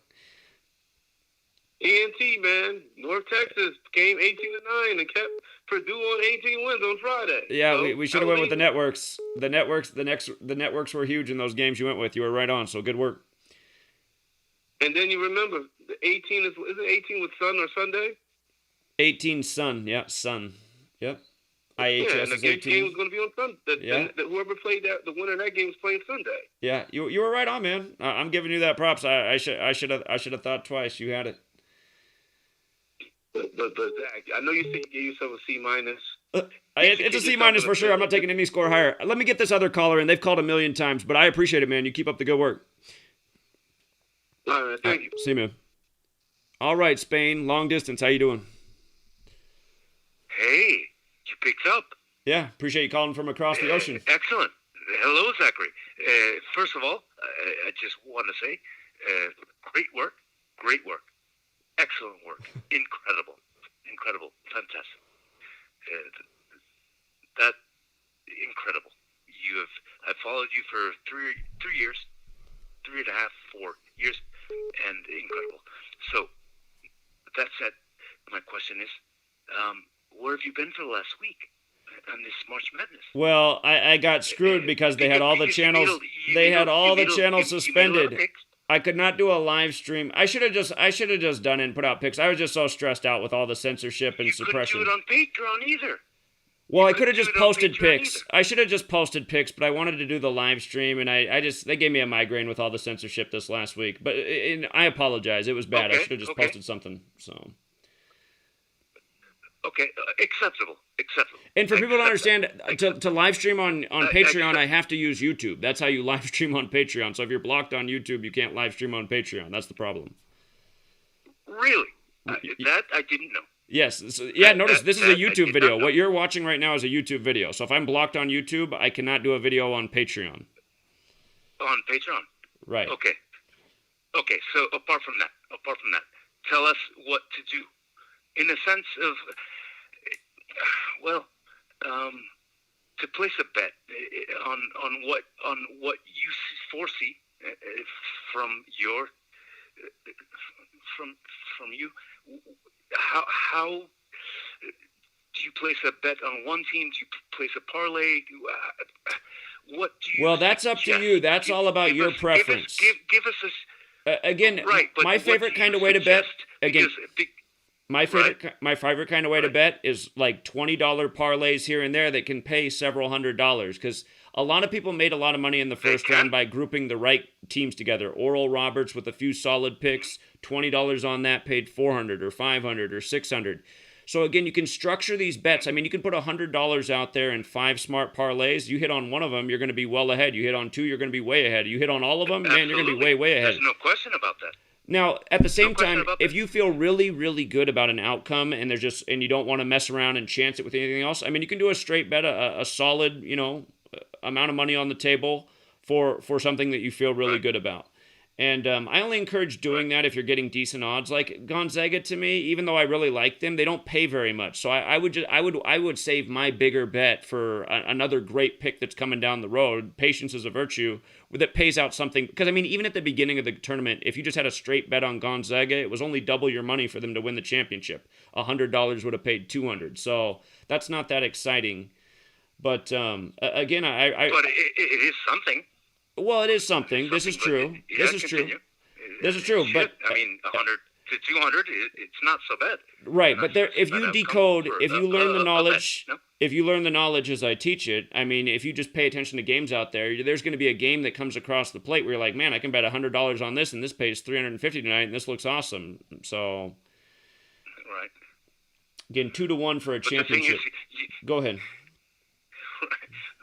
But the thing is, you were gone for a week. You left us blind because of the YouTube and all these things. Well, we missed the Sunday and Monday games. That's when I personally started to bet.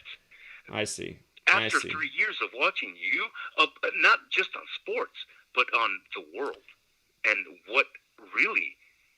how this world really works, because you've hit it on cue. There's no question about that. I don't have many questions about that.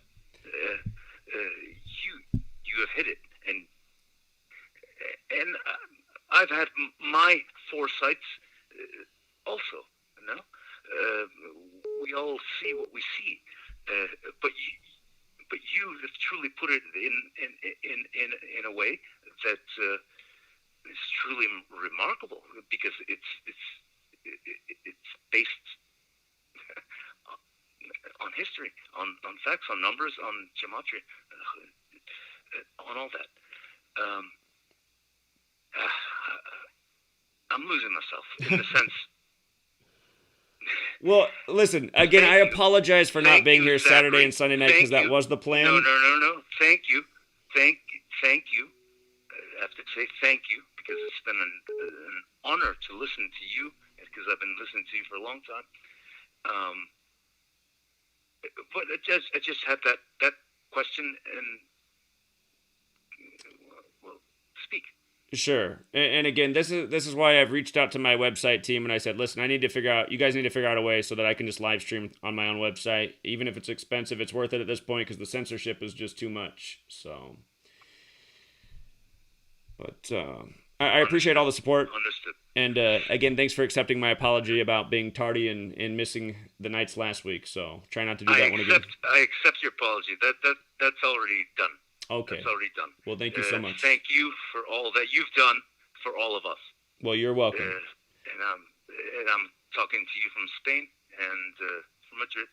And definitely thank you, and continue, please. Will do. Continue, please. Will do. It's an honor. Well, thank you so much, friend. And thanks for picking up. You're very welcome. Well, you have a great rest of your day. Appreciate you reaching out from Spain. Night. Well, you're right. Have a great rest of your evening. Indeed. Yeah. So. And I'll be listening, and let someone else call in. All right. Appreciate it, friend. Take care. Thank you, Zachary. Goodbye. You're a good man. Thank you. All right. 989. Your turn. Hey, Zach. Thanks for taking my call. I got just a couple observations for you. Did you observe that the coach for Loyola Chicago can get to 191 wins should he make it to the championship game? Ah, that is a very great observation. And the caller earlier pointed out the caller. Yep. Did you hear what the caller pointed out earlier with his sister Mary? How she's part of this Sisters of Charity of the Blessed Virgin Mary, which equals 191. I did. I was looking her up the other day, and I was like, man, just knowing how the Jesuits do things, it's interesting how they have this woman who's praying with the team before these games and whatnot, and it seems like the last few times this team's been in the tournament, they're just going crazy and, making it super deep, and it's like, does anyone actually think that, like, this woman is praying for the team and blessing them, and this is how they're just magically making these runs? It's like, wow. Yeah. And also, Zach, something I noticed, this is just complete rabbit trail, but something I noticed with her name, her full name, whatever it is, Sister Dolores Jean, whatever, I noticed that it equals 103 in reverse reduction. And I'm wondering, you think maybe that she kicks the bucket at 103? Just knowing how these people work, I wonder. Well, Jesuits, the plural is 103 too, so that doesn't sound too far out there. Yeah, I wouldn't be. She's 101 right now, so it's getting close. But Anyway, so I got that 191 with Porter Moser, whatever his name is, from Loyola Chicago, the coach. So they win their next 3 games. He gets the 191 career wins. So I'm thinking, all right, they're playing Gonzaga, and that sets up perfectly with the 242 with them in career overall losses, right? And you know what? I just want to mention, if they did get to 191 wins, that's the 43rd prime as well, and Bulldogs is 43. So I mean, that really could work out. And this is what I found, because when I look at championship games, I like there to be numbers for every slot, win-loss for both teams. And I'm like, I don't know if there's really anything with 141 personally, because I haven't Final really four. observed it. Final so four is 141. Final four is 141. Final four is 141? Yeah. And get this, that the game's taking place on April 5th, and April 5th is 141 days from Porter Moser's August 24th birthday. So if he won in the Final Four, he'd be in the championship. Yep. And he can get his 141st all-time loss with Loyola Chicago, 141 days from his August 24th birthday. And he'll be at 191 wins all-time with Loyola Chicago. So I just see, like, that for me, that sealed it for me as far as who I'm going to be taking to make it to the championship game. And the callers made some great observations about USC and Baylor and whatnot, but what I've just seen right here with Loyola, they're a lock for me to make it to the championship game, no doubt. It's just so Jesuit, and we know it's about the Jesuits, so... Yep. By the way... I'm going to be looking forward to more 141 going forward next couple weeks here. That's a Final Four number. By the way, if Syracuse and Loyola Chicago do meet an 11 versus an 8, 1-1-8, again, March Madness has that 118 too, so that could be a little March Madness special, those two meeting the 11 and the 8. Yep, and I just with the Final Four being on, or the championship game being on 4 or 5, you got the 45 and the 54, so it just looks right to me. So that's just the observation I had. I saw that, and I'm like, yeah, I'm just going to ride with Loyola here. But I'm going to let someone else get in. I appreciate you taking my phone call, Zach. Appreciate your work and everything you do. Well, great observations. You're using the knowledge perfectly, man. Keep it up. Thank you. All right, take care. Take care. Yeah, you guys are doing great today. A lot of great calls today. And remember, March Madness, it's tough, man. We do well with the championships usually, and a lot of times we get both teams. Come on, Illinois. Illinois is still killing me, but... Yeah, in hindsight, I feel like we kind of dropped the bucket on the Jesuit theme, but man, I just never seen such a tight riddle that didn't come through. But yeah, March Madness, a lot of the games can be real tricky, but it still is. The knowledge we're using is the ticket. What's up, 951? Yeah, exact. I'm just trying to let you know that Syracuse has another narrative that's interesting between the coach and the son. Okay. Boeheim in '66 actually led his team to the Elite Eight, and he was playing for Syracuse. In '66. 55 years ago. Okay. 55 years ago, year of Super Bowl 55. So you have that. So I definitely like Baylor. I mean, not Baylor. I'm sorry, Syracuse. And then on the other front, you mentioned 115. I couldn't fully hear because I was still doing I was still at the checkout line, but I was laughing because I looked at UCLA, whom I like this week. And they have something interesting with Jackie Robinson, who he was the first four-star sports star athlete at UCLA. So he did basketball, track, baseball, and I forgot the other one. And what was interesting about them is that they could go 4-2 versus Alabama. Oh. And then I laughed at that because obviously that was his famous number, and he went to UCLA. Right. But then what was interesting about it is I read the article on it because I went to Jackie Robinson college basketball. And this article out of nowhere is the first article you look up. Out of nowhere brings up that he was 5'11", and that when he won, he was the Western Conference, the West Coast Conference MVP. And I'm laughing because that's the division that Gonzaga's in right now. I see. Great observations. Yeah, the WCC. Yeah, and then so I laughed at that, and then it ties in with your 115, but it's the reverse. And then the last thing I wanted to mention was that I'm with you on the whole Loyola thing, but if for some reason the Baylor thing were to happen, if Baylor Nova winner were to advance to the finals, I think we're looking at a crazy, a crazy Catholic riddle that's going on. And basically, it would either be the Jesuits finally take out the Catholic powerhouse. When we finally have the first Jesuit pope, they take out either Nova or Baylor. Baylor versus Zaga was supposed to happen this year.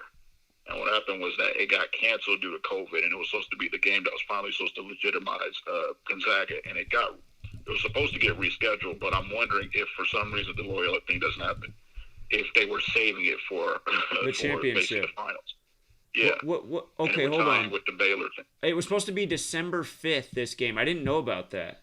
Yeah, and then they tried to reschedule again and check, because I remember thinking I was going to bet on it, but then they didn't reschedule. And I remember Mark Few and them were, according to the media, were real adamant that they were trying to schedule it still and make it happen, but they never did. And then when I was looking at things, I'm like, man, if the Loyola thing doesn't happen, because Loyola, I can see, because they won in 63, 58 as a championship number, they 58 years later, they could go back. But I was like, okay, if that were to happen, then, you would have that too going on there. And then obviously, Baylor, I think, would lose. And then you have another thing where I'm looking at a Catholic narrative where, okay, you have Tampa Bucks wins in the Super Bowl. Knights Templar, people were saying Knights Templar, and then you would have the Jesuit team, when we have the first Jesuit, the Pope, winning the NCAA championship. It's basically them telling us that the military wing is basically taking over. So check this out. That game, from the day that game happened, December 5th, to the day of the championship, is a span of 122 days, and Pope Francis is 122, so you would have a little Jesuit tribute there. Yeah.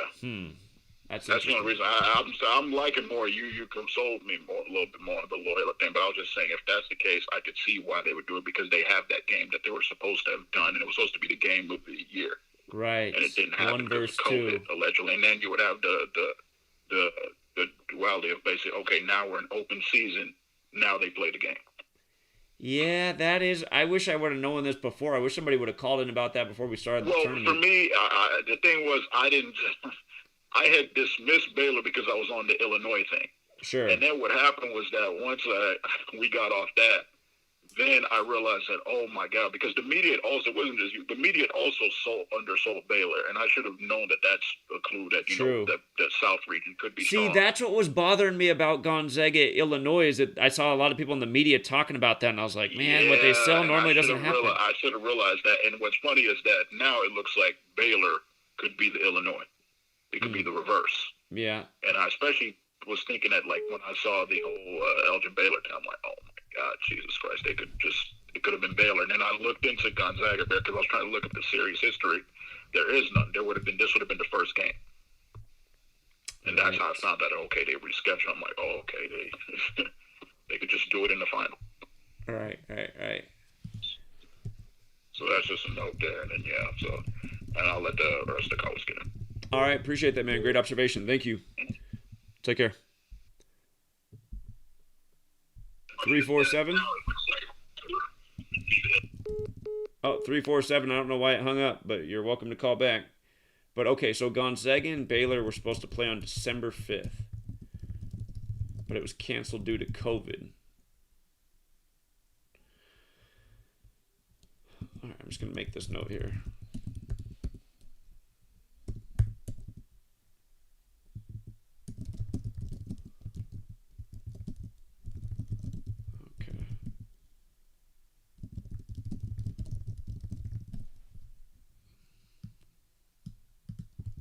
Getting this note plugged in.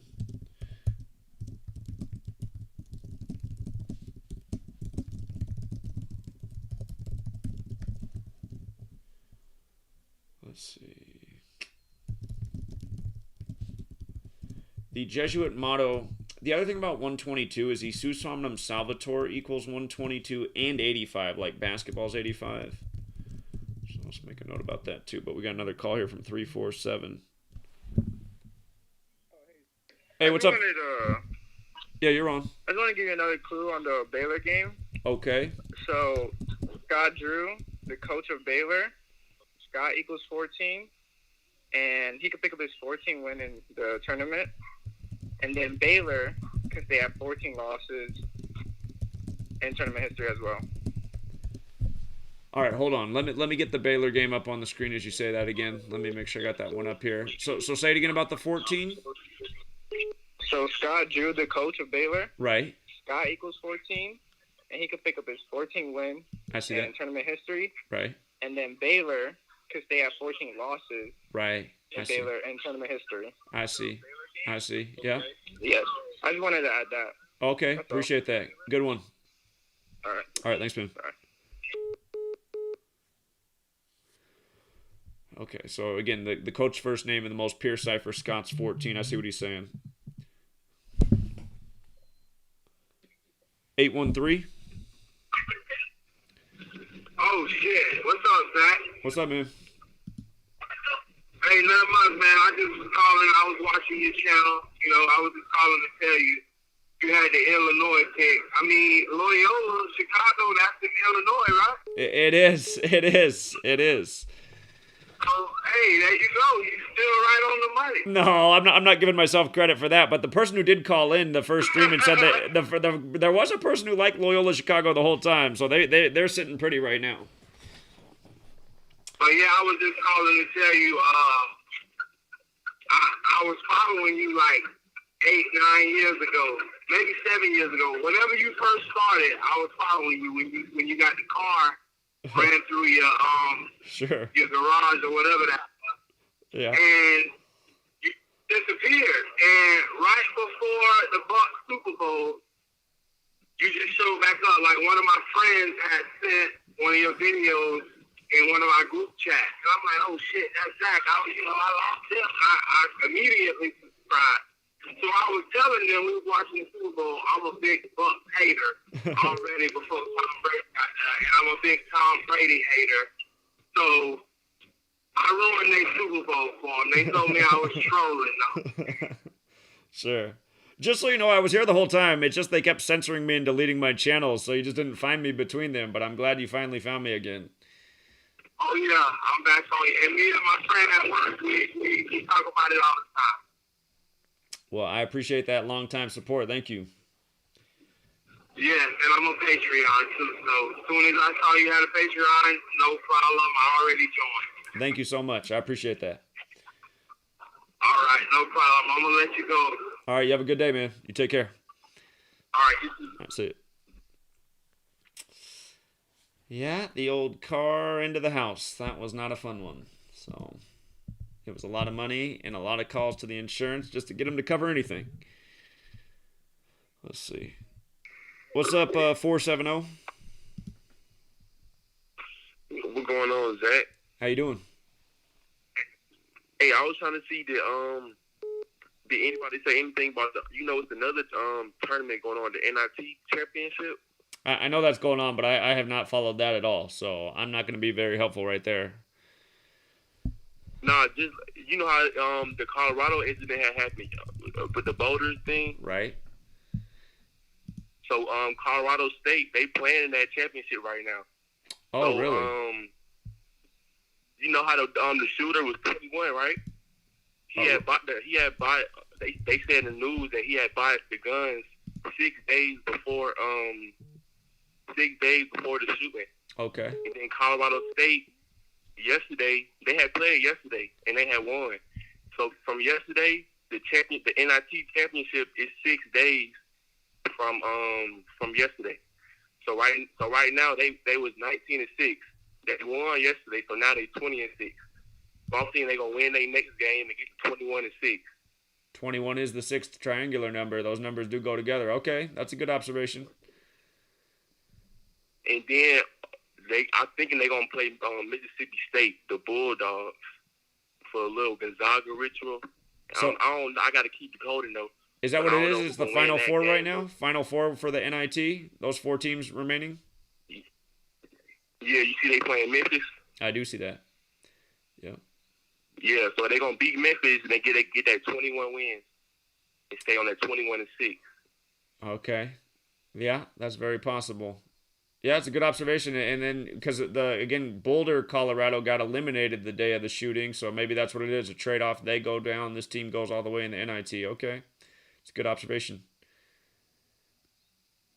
Yeah, I know everybody's focused on the NCAA tournament. I just wanted to throw that in there real quick. I think that's going to be a good pick. I had bet on them yesterday. They had came through, so I think they're going to come through one more time and get that 21-6 wins. I'm going to get that 21-6 record. All right. I appreciate that. Thank you. All right. Appreciate you, Zach. All right. Have a good one, man. See you. Yeah, if you write out King Super's grocery, it equals 239, and Colorado lost and became 23-9 on the season the day of the shooting. Probably not an accident. So, and you just got to be careful even what you talk about, man. I mean, they just censor you for everything these days. So, anyway, let's check in with the chat real quick. Let's check in with the chat. Hold on, I haven't looked at it for a second, so it's catching up. It goes through a million comments real fast. Is the chat really going this fast right now? Oh my God, I cannot keep up with it.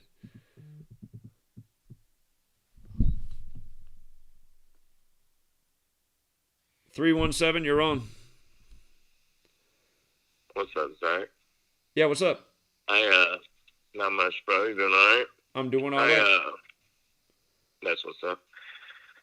Called last time about Kelvin Sampson and how he coached for IU. You had all that knowledge on him. Really, yeah, I remember you knew a lot about that. Well, I spent a lot of that talking about Knight and just how, like, I'm with you that I think Gonzaga is pretty much locked in. Like Mark Few was pretty much Bobby Knight. But I didn't elaborate on or go any further on Kelvin Sampson and really Houston, as far as this being kind of like everybody wondering a little bit ago, how did Georgetown get in? Well, that was the little mimic towards the Phi Slamma Jamma second time they got second. Clyde Drexler and Akeem Olajuwon. I'll go ahead and go into their coach instead of talking about Sampson, but Guy Lewis. And you know what that name Lewis is with Gonzaga. That's how that was the Saints' name. But Guy Lewis was the coach of Houston. He, like I said, coached Clyde Drexler and Akeem Olajuwon. Served in World War II. He championed the dunk, calling it the high percentage shot when most coaches wouldn't, like they were all about layups. Mainly John wouldn't. Note that he did take the job in Houston in 56. He was major force in the integration of black players playing at like major schools. And then so Houston played, this was Elvin Hayes and Don Chaney, but they played John Wooden, who was against the dunk in what is quote unquote the game of the century. Notice UCLA is still in the tournament. Across the way, and I just heard that guy bring up Mississippi State. They played in the game of change, which we can talk about that in a second, against Loyola. But UCLA is playing SEC teams, which is who they played. So that's another little web there. But back to Guy Lewis, he was just major in that. So what's interesting about him, and I'll go ahead and just say it, from his birth, or from the day he died, which is 11/26, like Kobe 126. From that day to the championship game, because I kind of think Houston's going to be runner-up just like they were that time. 2 seed this time. Kelvin Sampson was fired on 2/22 from IU. But it's 1,958 days, which is 1958. And what happened in 1958 was that's where Elgin Baylor comes in, because that's when Seattle got beat by Loyola in the finals. Yeah. So 1958 is majorly related to Kelvin Sampson. Now, I advise anybody on here that looks up anything, whether it's a coach of any team, quarterback, whatever, look at their personal life when you Wikipedia them. Because I never would have seen this, and I wouldn't be so kind of confident in Houston. But the Battle of Hayes Pond, which Kelvin Sampson's dad was in. He's a Lumbee Indian, which is 55. like Hakeem Olajuwon and Coach Lewis. But anyways, Battle at Hayes Pond was in 1958, like 1,958 days from Guy Lewis's death date. That battle was he was one of 500 natives that took on the KKK and drove them out of a town in North Carolina. So just found that to be interesting, especially with the number 500 involved and how the finals is 55 days, just like Lumbee Indian, a number of things. Like I said, King Olajuwon, Mr. Blue Shirt, which is Kelvin Sampson's nickname. But it's 55 days from the Indy 500. So, yeah, I'm kind of big on not Seattle, not the Houston. Chieftains. That was their name, by the way. Houston.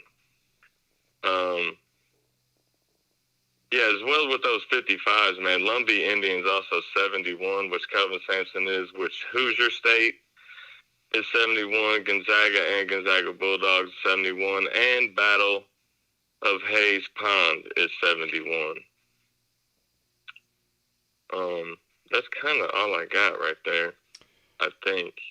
Well, I'm leaving something out. Great observation again. I'm just reminded, Houston went through the whole blackout thing on Valentine's Day, and that was the day Michigan finally played again, and they got to 14-1 that day, and Valentine is 141, and so is Final Four. If Houston made it to the Final Four, that would knock out the Loyola Chicago thing. I wouldn't be surprised if Houston beat Syracuse. They're the favored team. Syracuse has a great March Madness riddle to upset Houston, though. Well, that's where Loyola comes in, as they're involved in that game of change I was referring to. That is in 63. They're kind of them, and that caller earlier on USC. USC has something interesting, a couple of little rabbit holes that I haven't went down. But Loyola Chicago's coach is an interesting cat, from what I've looked into. But he has the exact same numbers as Clyde Drexler. Huh, okay. So I personally think there's a lot of webs here, and I think that I just personally think after looking at this and seeing for instance, man, Calvin Sampson played in Assembly Hall his first game against Cleveland State, that is like an hour or so from where Bobby Knight was born. Then he played the Big Ten team, say it slow, Scarlet, like the color of IU's team as well, Knights, like Bobby Knight. And remember, Bobby Knight coached his high school, what were they, like the Black Dragons or something? And then West Point are the Black Knights. But now Houston plays Syracuse, which Bobby Knight won a title against in 1987. So, and then there's the Illinois team that, like I pointed out before. And the thing about Loyola as well is they're the only team from Illinois that has won a championship. Huh. Okay. Illinois has never won one. Chicago is the only in 63, and that's what's special about Clyde Drexler and that their coaches. I can't keep forgetting his name, Porter. They both have 263s. I just looked at the coach at Loyola Chicago. I realize now the championship's exactly 32 weeks after his birthday. Like Mark Few can get to 32-0, and his name, Porter Moser's 162. From Bobby Knight's birthday to the championship is 162 days later, or his 163rd day of his age, where Gonzaga Bulldogs is 163. And then 32 weeks is also 224 days, and the Society of Jesus is 224. So this Porter Moser, man, he's got the right numbers for the ritual. No, he does. I honestly think he went to Creighton as well, and they're doing well. Gonzaga plays Creighton this week, and he went to Creighton. Exactly. I was going to say, I looked him up earlier, man. I think he might, if he gets beat by Sampson, I think he's going to get the IU job, if you want to know my opinion. He's been mentioned with it. So this tournament's big for him. They might, to me, they scare me of beating Gonzaga. They're the only team that I'm kind of like, ooh. Because if Houston were to make it on what I'm saying, I know they're runner-up. Kelvin Sampson, his name almost matches runner-up. So, Yeah, I'm kind of worried about Loyola, but I would advise everybody to kind of think about that Syracuse-Houston thing for sure, and then just look out for Houston, man. Well, again, That if Houston wins, they will real. get their 32nd win, and they did have the rough weather, so it could be payback. I won't be surprised at all if Houston wins this weekend, because the 27 can go either way for them. They can either get their 27th tournament loss or their 27th win of the season on the 27th. I mean, there's plenty there for Houston to win. But to me, Syracuse has the better value, and man, they got that 71, which is always a magic number in March Madness. So that's just tough for me to go against. Yeah, they who is it, man? Yeah, what is it? Syracuse University's 273. Houston will be 27-3 if they win. Syracuse Orange 171, the 18th triangular. Kelvin Sampson to get his 18th tourney win, and Cuse stay on their 18th win this year. Which, speaking of that, 18 and 11 is 181, like Kelvin Sampson, the 42nd prime, which Cougars is 42. So I haven't decoded every game the total way I've liked, but they, as far as Houston going through, I haven't done them against Chicago yet.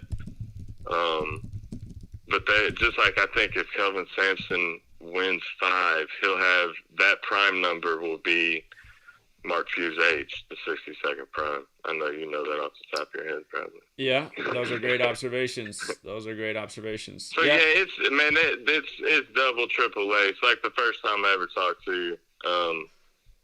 I've always looked at sports since I've known it was fake, just in the riddles, and like I told you earlier, how I've noticed that Sampson's played this pattern that follows Bobby Knight or IU. But then you add Gematria to it, and it's an extra little icing. But there's a lot of double coding. But yeah, well, check out USC too. Great work again. I really appreciate it. Thank you. All right, man. You take care. Yeah, you too. Peace. Yeah, and again, if you want to play it safe this weekend, again, some of these games look a lot safer than the others. Like I said, if Loyola Chicago loses, I'm going to be shocked. What's up, caller? Hey, what's going on, Zach? Hey, doing all right, man. All right. Hey, real quick, I just heard that last guy talk about Kelvin Sampson in Houston, and I was listening to him, and what he...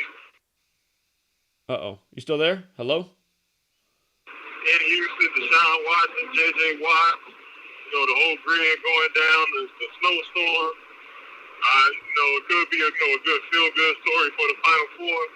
Right. But my question to you is, do you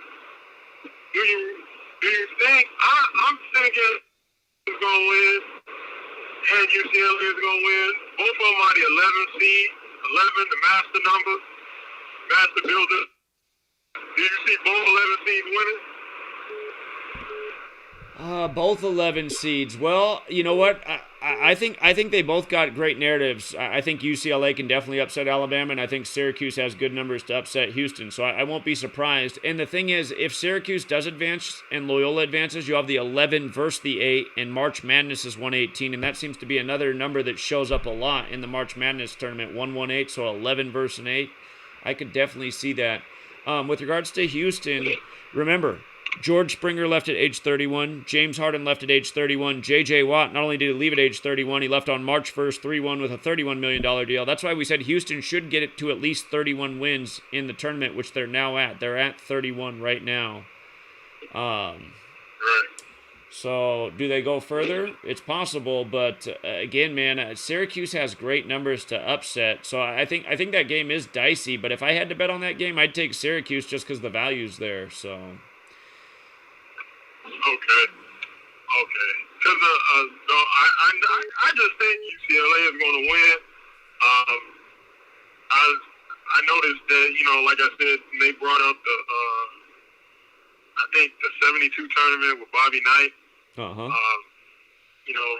Sometimes history repeats itself. I believe UCLA advanced at 72, and and I believe Alabama. I'm not sure which tournament it was that because they keep mentioning every time one of the big teams go down, they say, "Oh, this has the main thing they mention is 85 and 76.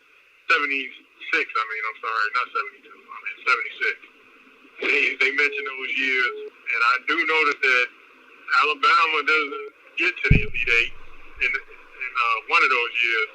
UCLA does, and then I just think, like you said, I just think again UCLA, and then I'm noticing the 11th seed, master number, and UCLA has always been considered one of the if you want to call it the master school with all the titles. Sure. John Wooden. Sure. Yeah. Again, and the thing that I like about UCLA upsetting Alabama is if Michigan beats Florida State, again, if Juwan Howard beats UCLA in the next round, he'll get his 43rd win as a coach, and Bruins is 43, so I like how that lines up. Yeah, okay. Yeah. But no, that's all I wanted to point out. All right, appreciate it, man. Good thought. Thank you. All right. See you. 786. Hey, Zach. Yeah, how you doing? I'm good. I'm kind of new to this. I'm like 19 years old, so I'm just. You're a young person. Yeah, you got lots of years ahead of you. What's up, man? I'm just calling in about the Loyola, Chicago, and Syracuse game. Okay. So a few things about it. The last name for the Chicago's coach, Porter, equals 34. His full name, Porter Moser, equals 63. And Loyola, Chicago, let me do the numbers real quick again. Loyola, Chicago, 63 forwards and backwards, yeah? Yeah, 63. Mm-hmm. Yeah. And if Syracuse wins, they can go to 63 and 33. Boeheim's name is 33 in the reverse. And Syracuse Orange is 63 right. as well. So if they win, and then Loyola wins, they can face off each other. And then Ramblers equals 34. Mm-hmm. So that means get the 34th loss against the Ramblers. And then the other thing I like is if the Ramblers beat Syracuse in the next round, the coach will become 8-1 in the tournament all time, and Syracuse Orange is 81. So that's part of the reason I like Syracuse to face Loyola in the next round. Yeah, so I was looking at that too. Yeah. Yeah, so that's all I had for today. And for the Villanova game, I know you guys already said about the Baylor stuff. The only reason I sort of looked at that again is because when they lost to when they beat the Christian team, the purple team, he went 13-0 against seeds 13 and lower, and they were the 13th seed. Funny. And I sort of looked at his history. He has 6 wins against number 1 seeds, so he can get his 7th win against number 1 seed, and he has 6 Final Four appearances, so this can be his 7th year. You're saying Villanova's coach could get his 7th win versus a number 1 seed. Mm-hmm. Jay Wright. Ooh, man, that's tough because that's a March Madness thing. 71. That's what I was looking at. I was like, that's kind of sketchy right there. So. Baylor Bears is 71, like March Madness. Yeah, I think that Villanova Baylor game is pretty dangerous, honestly. So. Yeah, so if you guys are gonna bet on that, just make sure you guys do it a separate one. Again, for people who got here late, I did say I was going to start this live stream at 5 p.m. Pacific, 8 Eastern, but a bunch of people asked me to start it earlier, so we started at 3:30 if you guys don't know. But one thing about the Baylor thing is, again, Elgin Baylor just died, who played at the Jesuit school, Seattle University, and again, Seattle's 82, and this is the 82nd tournament. But if Villanova loses, they will fall to 18-7. And Elgin Baylor just died 187 days after his birthday. Plus, Elgin equals 25 like March, and Baylor can pick up their 25th win. So I do think it's tough, but that 187 thing is very interesting. How Villanova can fall to 18-7. So that's all. Yeah. So that's the only two games I had, but everything else is going great. All right, appreciate it, man. All right, man. Have a good night. All right. Yeah, you too. Take care. All right, 19, young. Wish I knew this at age 19. Okay, let's go. We're going out to Illinois. What's up, Illinois? Hey, what's up, man? There was just a couple things I wanted to add to the Oscar Freyer and kind of look at the broad spectrum of the people that have passed away in the last couple of, well, not passed away, have been murdered. in the last couple of days because a lot of them had an 86 connection. And Oscar Freyer, the last game he played against Iowa, it was 86-74. And the last his Instagram or last Twitter post to his team said it's forever love. Go ahead and type that in for me real quick. Forever love? See what you see. It's forever love. Oh, it's forever love. I need a it's in there. Oh, yeah, 191. Oh, man. The exact same as Society of Jesus and three out of the ciphers, plus the 74, too. Yeah, blatant. The dude who wrote that, because the one, I looked at a couple of them, but the ESPN was the one I looked at the most. What's his, Myron Metcalf or whatever.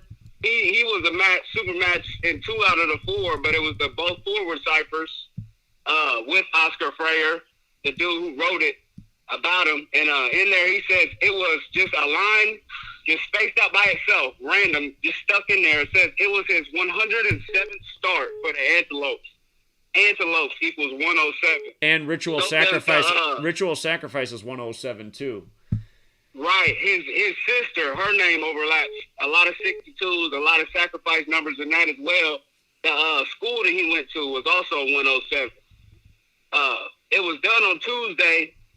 It was, he was 23. On the 23rd. They said at 2:30 in the morning. On the 23rd at 2:30. And then at first they had 2 out of the 3 people identified. And then they waited, of course, to announce the car crash on Thursday, which has a lot of King James overlap, and it was in California. But I thought it was strange that it was both Aisha Curry and Kyrie Irving's birthday that day. That is interesting. Which was strange to me, and Kyrie wasn't playing. Because he had, personal things going on or whatever. So I thought, that's just speculation, but that was strange to me. And it was a lot of 56. Oscar equals 56. He was 6'6". That equals 56. A couple of them listed him as 6'7". That equals 56, and they list that because it's 2.01 meters tall. That's why some of them say and he died on the 67 date numerology too. That blood sacrifice. Number. Right. Yeah. With also the only cipher that didn't match with Society of Jesus with the it was 56. That didn't match, but his name equals 56, and that value with It's Forever Love was 74. The game was 86-74 that they lost. It's crazy. Just for the record, you have the right words. The quote, I just looked it up. It's actually "It's Love Forever" is actually what they put, but it's still the same thing. Right. I just throw it in there as long as it's the right letters. Check this out. There's another death this week that's connected to college basketball. The author Larry McMurtry, he died at age 84 on the 84th day of the year. He wrote Brokeback Mountain. I'm sure you remember that movie about the gay cowboys. Right. But his team, he went to North Texas University, and they upset Purdue with 78 points and Jesuits 78, and then they lost to Villanova the next game with 84 points and Jesuits 84.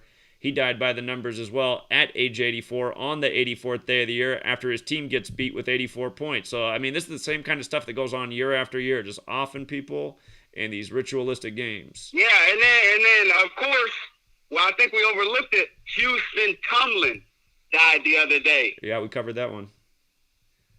Right, we covered it, but then Houston, we didn't look at, I don't know if we looked at how that was connected to Houston. So we had Houston Tomlin die before this game. Then we also had Elgin Baylor die. We covered them all, but there's so many little ways that you can go off on these things, man. But I seen I think it was 221 and 86 that was both in the story with that Walker that played in the Archer and Arrested Development. And it was also in the story with the Krispy Kreme, that Jab Industries or whatever, they're stationed in Luxembourg, Germany. That was also Luxembourg, Germany's 221 and 86. And of course, it's 2021. So I was thinking maybe that was where the 221 comes in. Also, that's 122 in reverse. We know all those things. The Bavarian Illuminati. Crazy, man. There's so many. The Bavarian Illuminati is 221. Right. And then we had there's just so many things, man. I got banned the other day on Facebook, and then they've been deleting my comments, so you already know how that goes. Yeah. It was something else. I'll just throw it in the chat. I was just thinking about that Houston, man. I don't know what that's got to do. Maybe watch Houston and Baylor, see what they do. Yeah. He was born in Alabama. The Houston Tumblins from Alabama. So and then you just said the author with the Brokeback Mountain thing. That kind of reminds of the Jake Gyllenhaal and then whatever that crazy ass movie is with the pink bunny and whatever. Donnie Darko. There's so many places you can take it. Right. Yeah. He goes to the Jesuit school and that. Yeah. So it's insane. They're everywhere, man.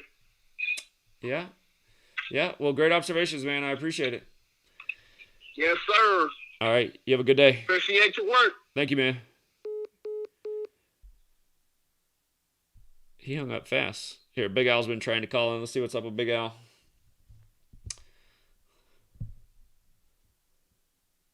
Well, it's supposed to call, but it's just like it's doing that thing where it's calling ... but I don't hear anything. Let's see. There it goes.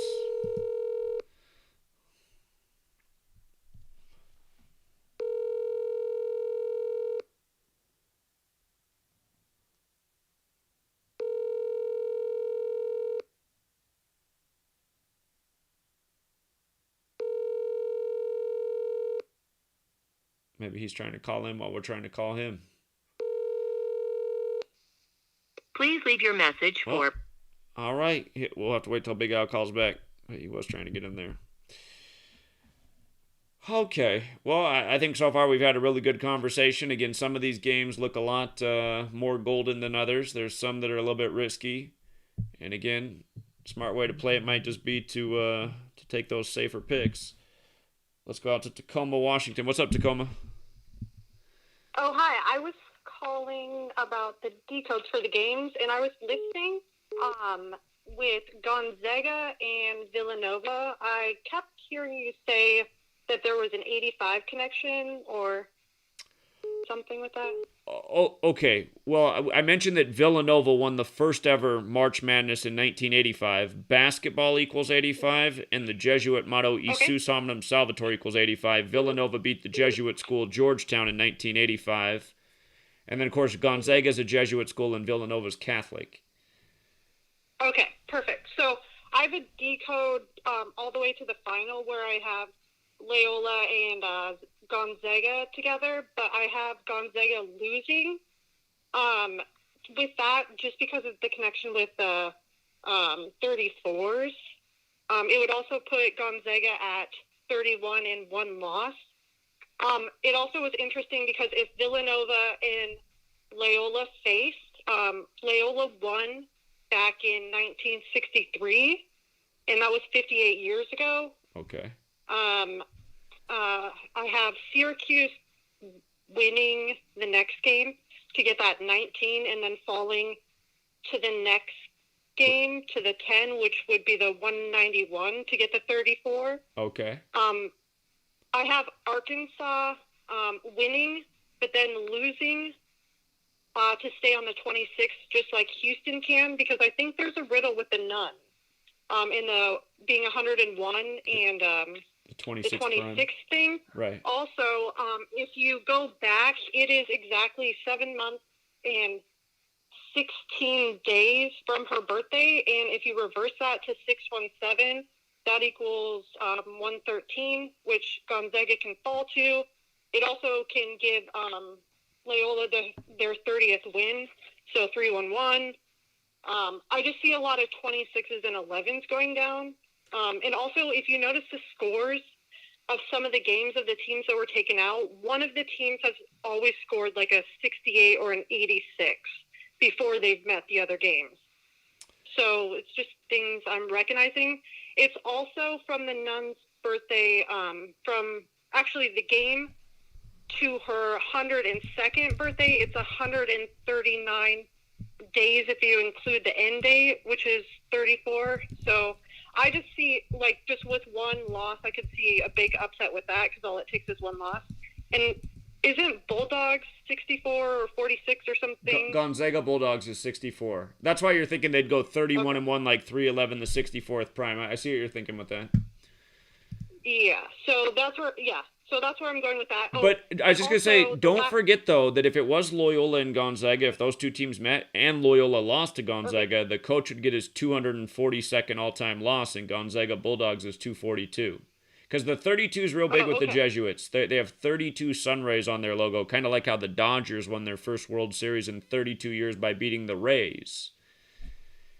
Okay. Yeah. And I also saw that the last time a team went 30-4 was Indiana, and that was 34 years ago. So just some things that I noticed. Yeah. With the 26s and 11s and all that. So, yeah. Great observations. I appreciate it. Okay, thanks. Yeah, good work. Okay. Yeah, let's see how things line up here with Sister Jean. I wish I could rewind my life. I bit too hard into the... God, it still made so much sense, man. But when you bite too hard into something and you're wrong, and then you're like, man, I should have done the extra homework, it's a bad feeling. So try not to do that in the future, because I definitely did it. But, let's see. Where did they go? We got to call him Toronto. What's up, Toronto? Yeah, what's up, man? Okay, I want to add some stuff onto the USC game. Okay. So the record you have there, 27-15. That's with the VCU game added in it, correct? Because the record 21-6. I think that's without the VCU game because they're counting that as a no contest. So wait, what's this 21-6 business? Hold on. For USC?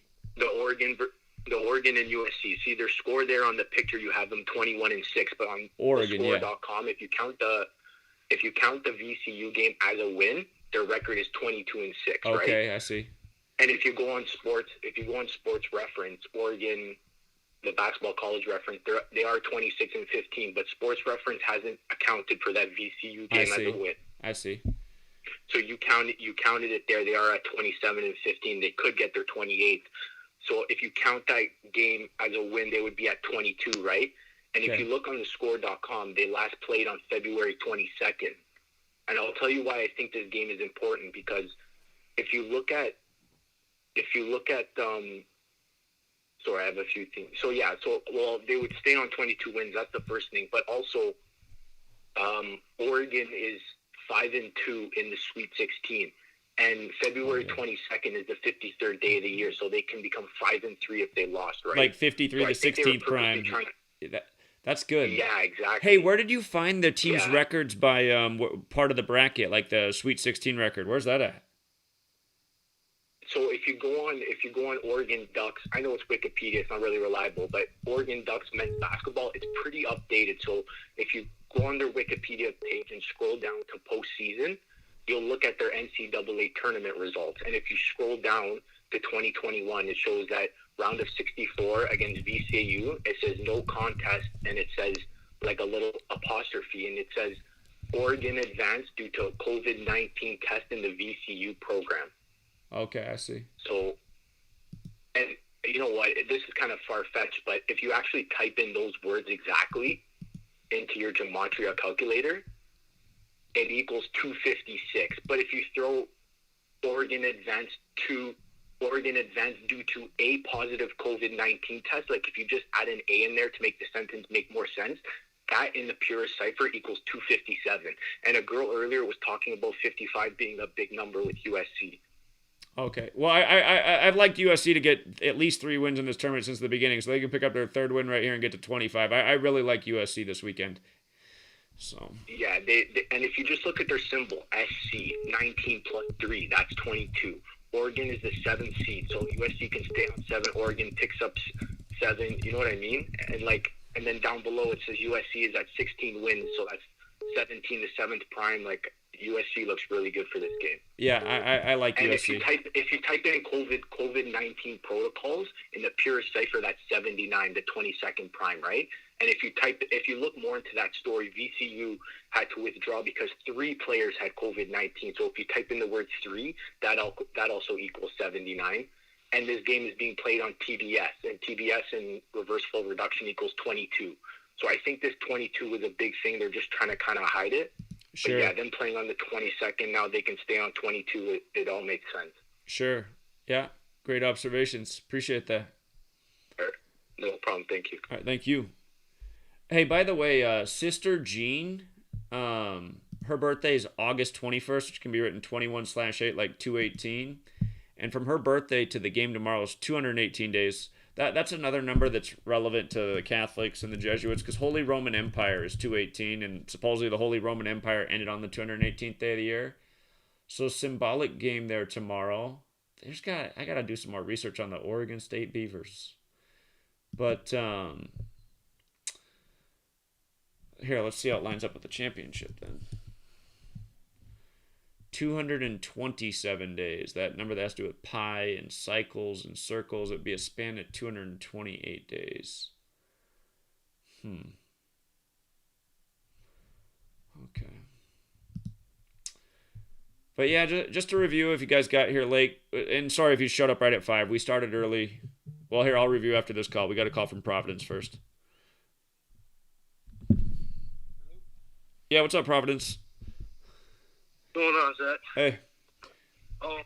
Yeah, this one's just gonna be a little bit off topic. It's about observation I got about the futures and Deshaun Watson.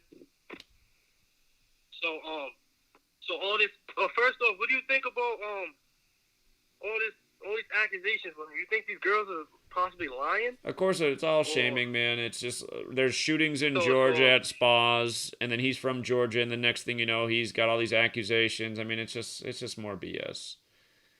So that's the way I'm thinking too. Is like they would have to be lying, or it's already planned, or you know what I mean?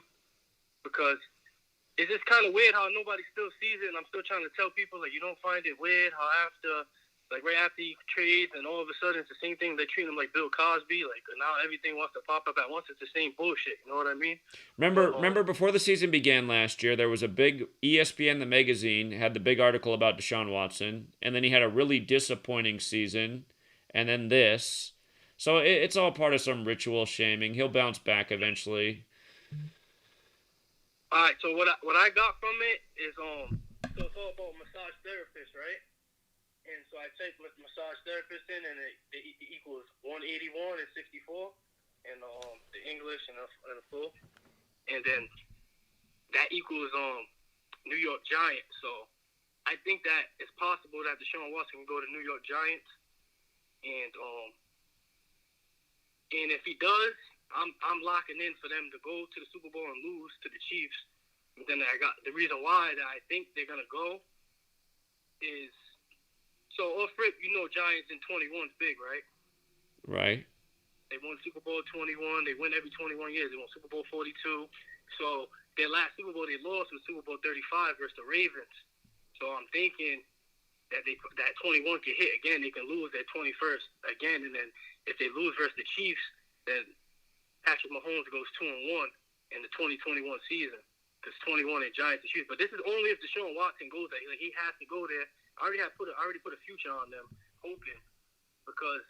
And then one more quick question, Zach. I had these notes. I'm pretty sure that I got it from you, but I just want to make sure, like, if you remember saying this, that there was 63 quarterbacks that playing Super Bowls. Do you remember that? Well, so I know Cam Newton was the 58th. That was Super Bowl 50. Super Bowl 51. Yep. Matt Ryan would have become the 59th.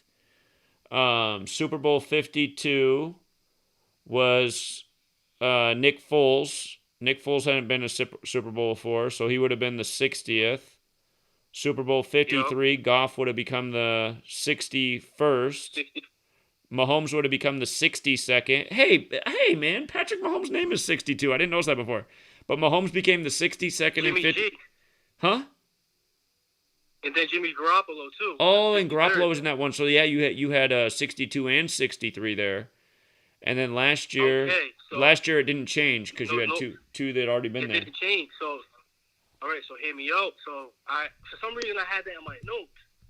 So then I'm thinking, all right, so it would make sense for the next quarterback to go to probably be on a team that equals 64. So what I'm thinking is it could be either the Chiefs and the Giants, this is like, I already like the Cowboys too. I got futures on all these already, but this is just in case. You know what I mean? The Chiefs and the Giants. So if Deshaun goes there, he'll be the 64th quarterback to play in the Super Bowl versus 64th team, the Chiefs and the Giants, or the Saints. Because if we're sold on that it's gonna be black on black quarterback, then I'm already tapped in. You know what I'm saying? I'm just looking to see what Deshaun goes, see what Dak does, and then Kyler Murray. I like him too because of the 102 thing, like you said. So I'm already putting futures in. So I just wanted to call and just make sure that I'm tapped in on that. They've been 63 quarterbacks. Sure. And again, I just keep an eye on what happens with free agency because, again, Super Bowl 56 is 56 days from WrestleMania in Dallas, which is a big clue. And then Cowboys is 102, like the 102nd season. So I'm still waiting to see if Russell Wilson gets shipped to the Cowboys. Nah, we just paid Dak. He's not going to the Cowboys. That's not. They could still trade. We'll see. It could be Dak. It could be Dak himself, but we'll see. A lot can happen. It could be that. Oh, and then one more other thing. I'm sorry, I don't want to hold you up. And then another thing I heard you say, there was 3 black quarterbacks to win the Super Bowl, correct? 3 have won it. Yeah, 3 have won it. Wilson. 3 have won it. All right. So, okay. So the next one that's gonna win it, the next is gonna be wearing the number 4, which is either gonna be Dak or Deshaun. Right. And you know how they're both in the news big this year. So that's just another thing I want to put out there. Right. The next black quarterback that wins, the 4th one, he got to be wearing the number 4. You know what I mean? Sure. It Sure. fucking only makes sense. So Yeah. I think it's Dak or Deshaun. I think he might. If he goes to the Giants, I'm locked in with them. But I'm just wanted to call in about that. I'm sorry, I didn't want to mess up what we're talking about. Well, you did. It's way off topic. It's way off topic. So. No, I'm sorry. I just wanted because I've been fucking trying to get in touch with you, and I want to make sure. Well, we're gonna talk 100 more times before the football season starts, so we'll do it. But I'm trying. But the reason why I wanted to know is because I'm trying to put my future in for the Giants now. If Deshaun goes there, the odds change dramatically. That's why I wanted to try to figure out if I was tripping or not. Yeah. Well, I mean, is there any? It's possible. So we'll see. We'll see. All right. All right, man. God. Appreciate you answering. All right. Thank you. Yeah. See it. All right. Let's see. All right. Big Al's been trying to call back in. Let me see. Let me see if we can get him on. I'm sure he's got a great observation.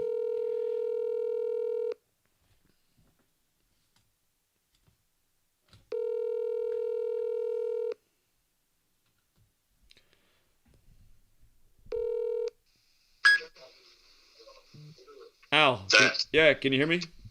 Gotcha, man. You hear me? Yeah, we're on the live stream. I know you were trying to call in. There's a little bad reception out here. Hey, no, I was looking at that kid's death. Oscar the one the Freyer. caller called about. Grand Canyon. Yeah.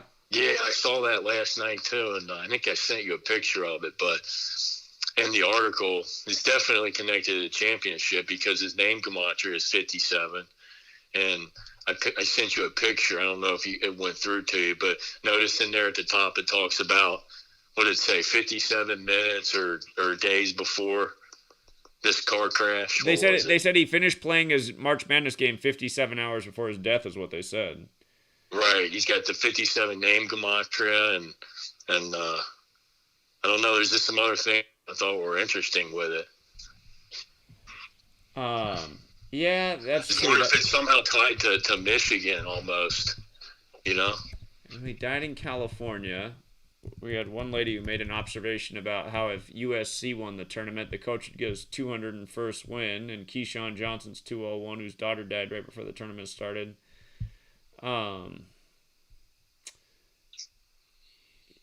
He died in Northern California, so not by LA. Yeah, we figure out who his dad is, because it said his dad died in a car accident, and yeah, maybe he's connected to one of these cities where the university is. Yeah, just the 57 popped out because of Howard, you know, how his, but that could just be connected to the Final Four though, and Gonzaga, you know, playing them. Grand Canyon's a Christian school in Phoenix. Okay, I was assuming it was closer to the Grand Canyon. No, so no, it's not. I didn't even know. Their address is 3300 West Camelback Road. Okay. That's perfect. Hey, that was over there by you, right? Yeah, that's not far You away. were over there that way. That's close to you were ASU, pretty close to there. Yeah. Oh. Yeah, there was something else, too. There's something else I had on my mind, too. Oh, I sent you a picture of this. You know how they do this goofy stuff in these State Farm commercials? And I just noticed one last night where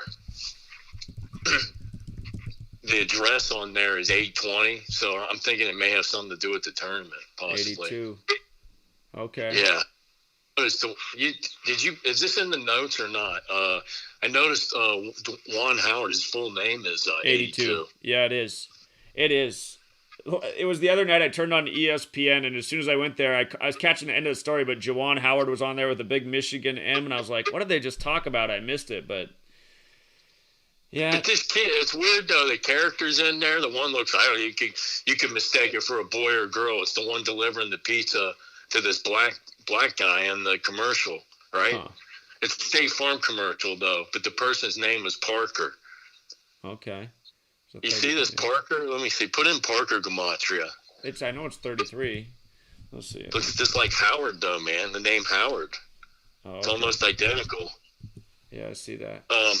And I think this guy died in the commercial. The black guy just recently died. Huh. But I don't know if I couldn't find any. I looked at it last night. I was kind of sleepy, and it seemed like he died just recently. And they're putting this commercial right now, right? And he played the character. I don't know. You can find Jake, I think, or something. Jake with State Farm. Yeah. I don't know. I know your callers. People have called in about those State Farm commercials. Just when I saw that big 820, I'm like, wow, that's no accident. And I was already looking at Howard because of this kid's death. So that's weird. I'm seeing the same commercial and how this Parker lines up with Howard. And I noticed that what'd you think about that kid's death? He died. His name Gematria was 69 also, and he died on a date with 69 date numerology, exactly 69 days from his birth. This isn't Oscar Freyer. This is somebody else? No, that was Oscar. No. I'm sorry, Zach. I'm sorry. I'm just rambling on. So no, the somebody else. Yeah, that's the one from the Jake, the commercial. The State Farm, but I was just going back to the what the hell is his name? The Antelopes player, the guy that that's Oscar Freyer. Yeah, that's Oscar. That's Oscar Freyer. Yeah, he's the one that died 69 days from his birthday on a 69 date numerology, and he's got 69 date. He died on a 67. He died March 23rd. Oscar Freyer. Oh, he did? Yeah. Well, maybe they reported it then on the 69. The news came on the 69 date. Yeah, that's correct. That's what they did. I apologize. Yeah. Okay, that's what they did. Yeah. But yeah, that's just weird, man. All that, and then this commercial I saw right when I was looking at this, I was like, wonder if there's something going on there. Maybe it's connected to Howard. Well, they saved the news for the 84th day of the year too, and Arizona's 84 since he played in Arizona. That's part of why they saved it as well. But okay. We might need to go back and look. Like, was there a big game back in the day between Michigan and Arizona? I mean, those both used to be powerhouse schools in the 90s. I never remember anything with them, really. That would have been like back in the days of Damon Stoudemire on Arizona, and yeah, but I don't remember them ever having a big game with me. They lost to Illinois in the Final Four. I remember that when they had a good team. Yeah. That was when Illinois had that. Was his name Darren Williams? Is he still in the league, that guy? The one who played for Utah all those years? That guy I know you're talking about the point guard. Yeah, I'm not sure if he is still in the league. What happened to that dude? He just fell off the face of the earth. Where'd he go? You're right. Where did he go? He was considered one of the best point guards. Yeah, I'm not sure. Huh. Usually they hang around forever, Well, he's getting older. He's 36 now, born in 84. LeBron's still going. But yeah, that Loyola Chicago thing, man, that looks just like it's right slapping in you in the face, doesn't it? And the thing I noticed, too, from the media, what they said was, before the tournament, like everybody else was talking about the sister Mary or whatever her name is. Right. But what I noticed they did, what they said was, the Chicago, Illinois team, they're a veteran team now, and they made that Final Four run. So, now they're an older team. And I'm thinking, and that's a Jesuit team. That could very likely happen.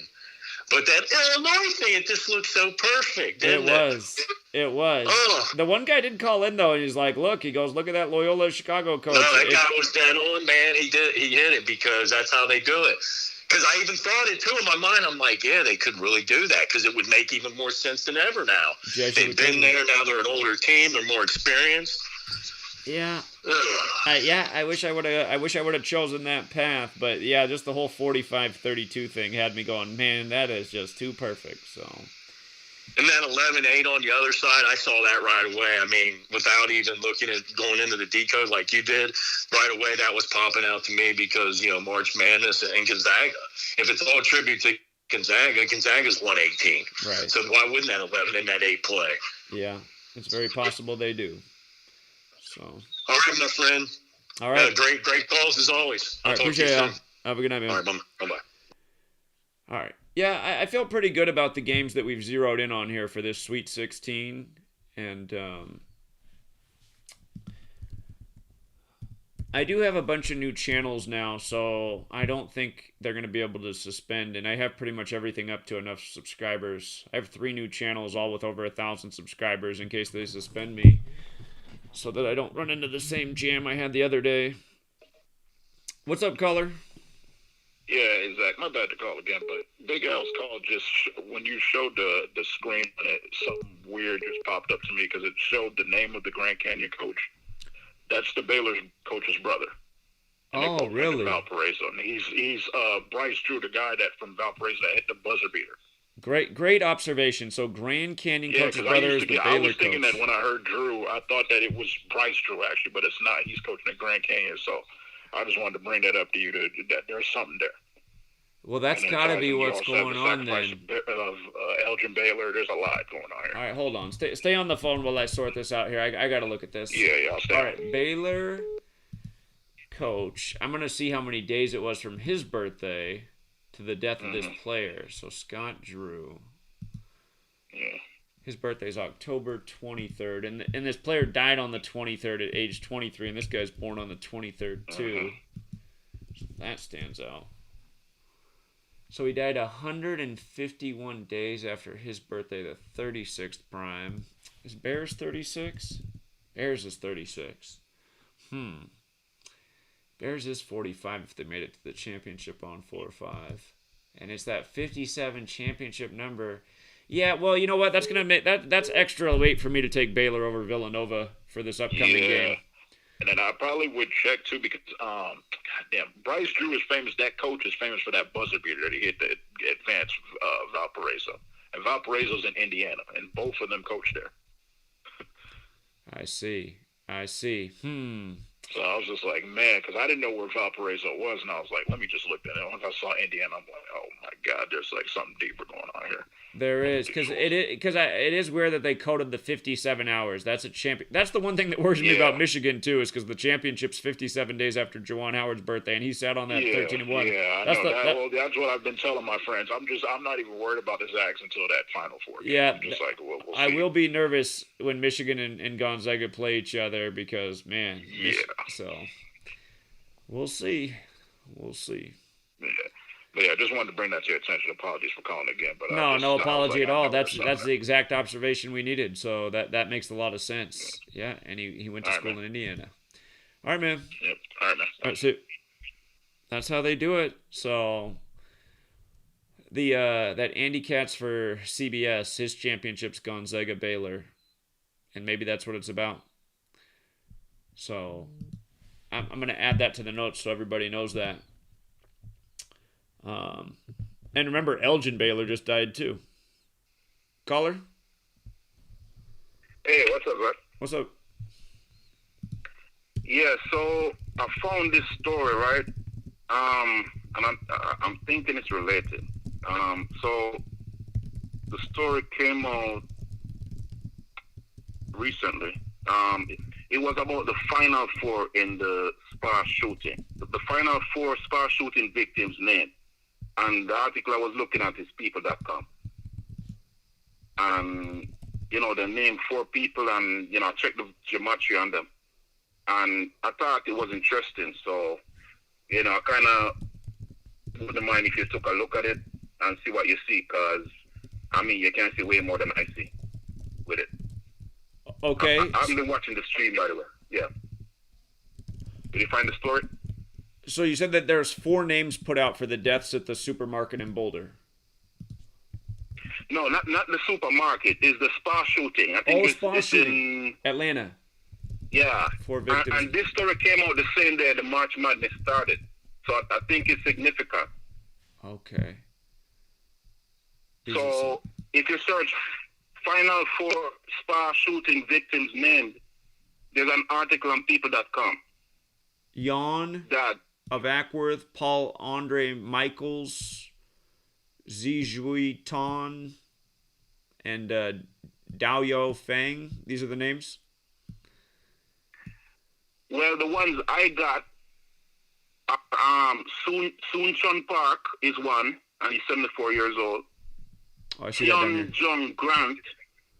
I see that too. Yeah, I see it here. They're here. Yeah. Suncha Kim, 69. So I think it's... Yeah. Right. And Young AU. Okay. So I think there were 8 people total shot, but they had these 4 named last. I see. Like they held the news until the day of March Madness, and then they brought out these 4 names, saying the final 4. So I see that. Okay.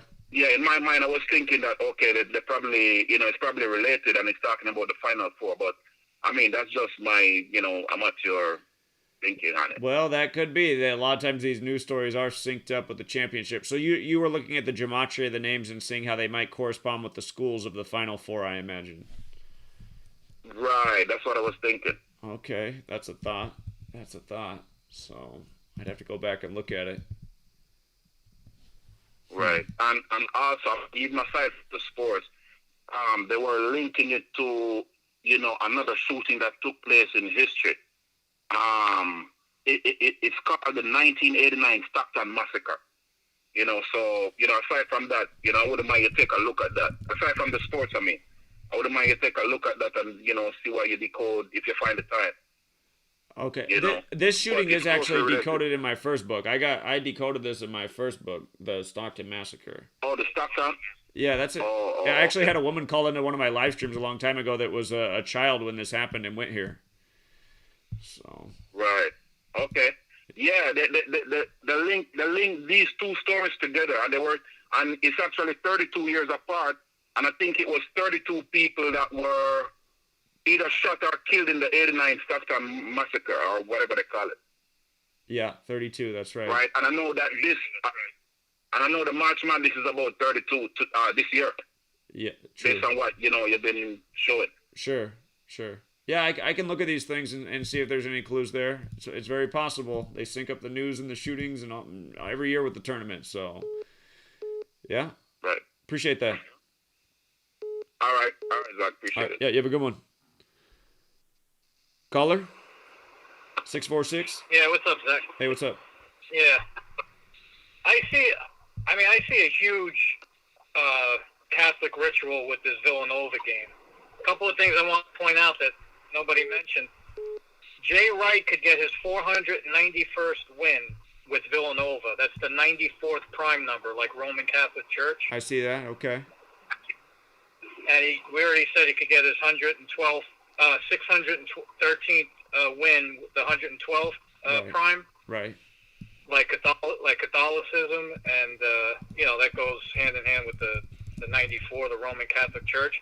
But did you see that overall he could stay on 273 losses on 27/3 date?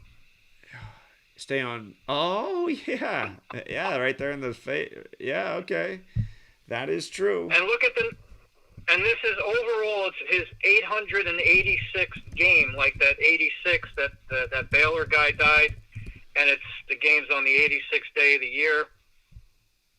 So 886, looks a lot like 86 to me.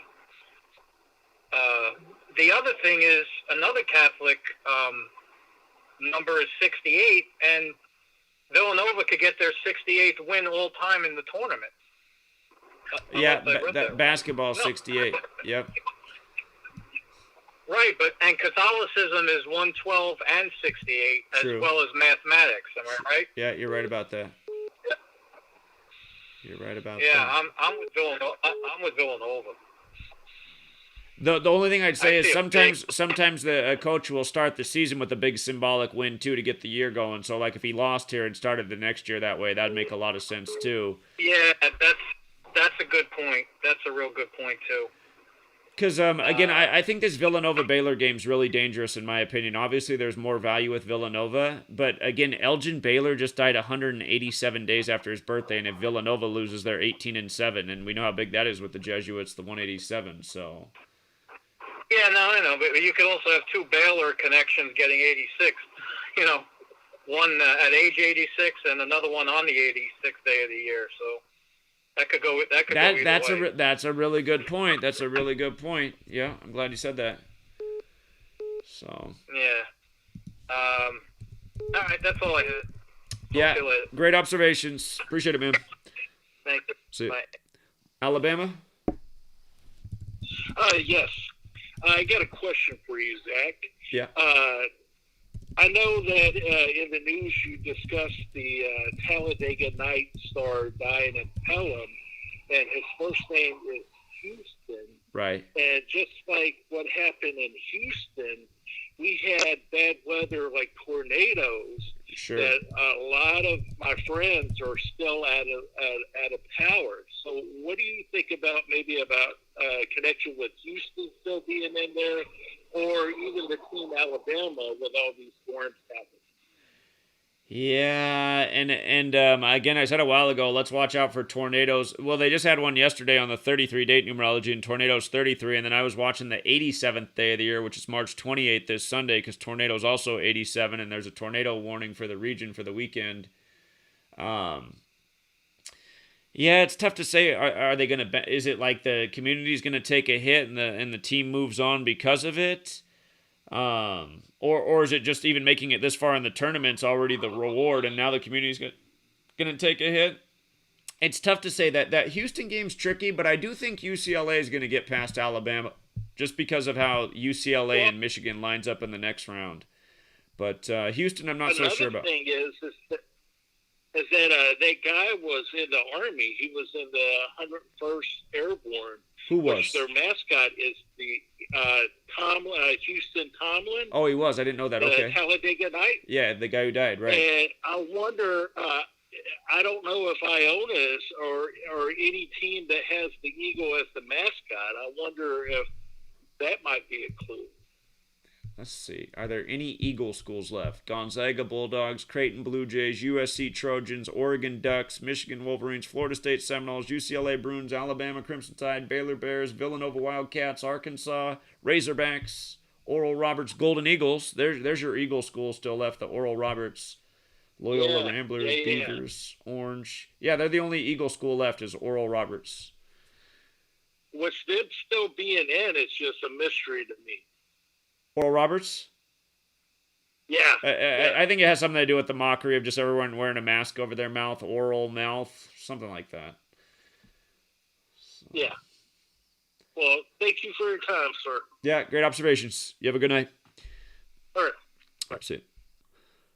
Okay. Well, we've been on for about 2.5 hours. Here, just try to go over things again. Again, I really love Loyola Chicago's riddle. Just so many things line up there. I really like Loyola Chicago a lot this weekend. Won't be surprised if they make it to the championship. Villanova Baylor's dicey.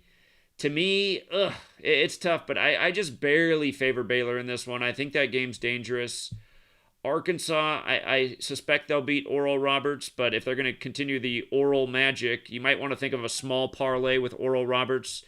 And some good games, not because they really have a number riddle to win, but just maybe because they're going to keep doing the oral jokes.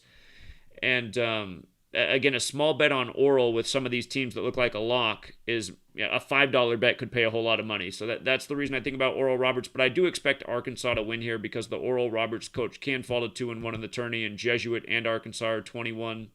So I think that probably happens. Syracuse has value over Houston, and this game is tight, but I really think there's more here for Syracuse. I always love the number 71 in March Madness. It plays again and again and again. Syracuse can get their 71st win on the 71 date numerology, March Madness 71. But still, Houston's got some stuff there. Obviously, I'm riding Gonzaga to the finish line. Obviously, I'm riding Michigan, Gonzaga to the Final Four. I do think UCLA will upset Alabama because Bruins is 43, and if Juwan Howard beats Florida State, again, he gets his 42nd win as a coach in this game. Juwan Howard coaches Michigan. If he beat the Bruins in the next round, he'd get his 43rd win, and Bruins is 43, so I like that. I also like how several of these games, I like how Florida State can get the 7th loss on the 28th. I like how Alabama can get the 7th loss on the 28th. I like how Oregon can get the 7th loss on the 28th because 28 is the 7th triangular number. And like I said, I liked USC to win 25 wins before the turn, or get to 25 wins before the tournament began. USC beats Oregon. They'll get their 25th win. Trojans is 25. Oregon's 25. March is 25. So I like USC. I think USC, again, sticking with that 25 thing. We had a brilliant female call in earlier, and she's a new member of the community, but her decoding's really good. And she made a dark horse narrative for USC to win the championship. If you missed the stream from the beginning, I encourage you to listen to the first hour of the stream. She definitely called in the first hour and hear what she said. She talked about how the coach could get his 201st win for UFC if he won the championship. Indianapolis is 201. Keyshawn Johnson's 201, who lost his daughter at age 25 the day after the bracket came out. But again, the games that would surprise me is if you, again, the games I expect to come through, I expect USC to win. I'll be surprised if USC doesn't win. UCLA's an upset. I do like it, but it wouldn't shock me because Alabama's a 2 seed, but I do like UCLA. I do expect Michigan to win. That would surprise me if they lost. I do expect Gonzaga to win. Hey, if you want to think about Creighton let's just say you have a bunch of money riding on Gonzaga. You wouldn't have to bet a lot on Creighton to get a big payout. The one scare for Gonzaga in this game is they could fall to 28-1, like 281, the 60th prime, because Indianapolis is 60. That's possible. I'm not really sweating that, though. I think Gonzaga's got the riddle. But, again, $5 bets with big upsets like this, with solid teams, your $5 can go a long way. If you have a $100 bet riding on Gonzaga to win the championship, if that's you, you might want to think about a $5 bet on Creighton this weekend with some of these other good games where your $5 makes more than $100. That way, if Gonzaga doesn't win, you get your $100 back. This is how you got to think as a gambler. You know, you want to win money, but sometimes along the way you can hedge and take a bet here and there. And again, with this knowledge, a $5 bet can turn into a lot more than $5. So I do expect Gonzaga to win, but there's not a lot of value with Gonzaga, so if you're already bet on Gonzaga to win the championship, you know, you can watch them play this weekend. You're not going to get a lot of value there. Again, I really do think Syracuse has a good narrative to upset Houston, and there's value there. But that game is iffy. That game's iffy, but Syracuse got a good riddle. Arkansas does have a good riddle, but not a lot of value with Arkansas as well. That's why you could think about an Oral Roberts upset. Again, if their coach stayed on 66 losses, Razorbacks 66, could be something like that. By the way, something I did not do is write out Sweet 16. I just got to see in numbers. I should have done this already. Well, that's kind of weird. Sweet 16 is 66. So, I don't know. That thought came just at the right time, but here, I'm just going to write it down. So that would be your Oral Roberts upset narrative. The coach staying on 66 losses in the Sweet 16. Again, small bets on these big underdogs with the good teams. You can make some money on that. Baylor and Villanova is definitely iffy, man. But God, it's hard for me to go against that 187 thing. And again, I really like Loyola Chicago. So hopefully that was clearer than mud.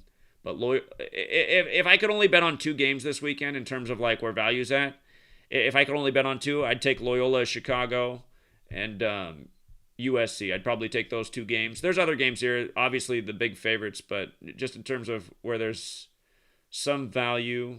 And but again, UCLA for the upset, Michigan to beat Florida State, Gonzaga to beat Creighton. But hey, think about that small bet on Creighton. Again, if what I just said applies to you, a $5 on Creighton in case they break our Gonzaga hearts, you can get your money back there. Syracuse got the value too because they're dogs.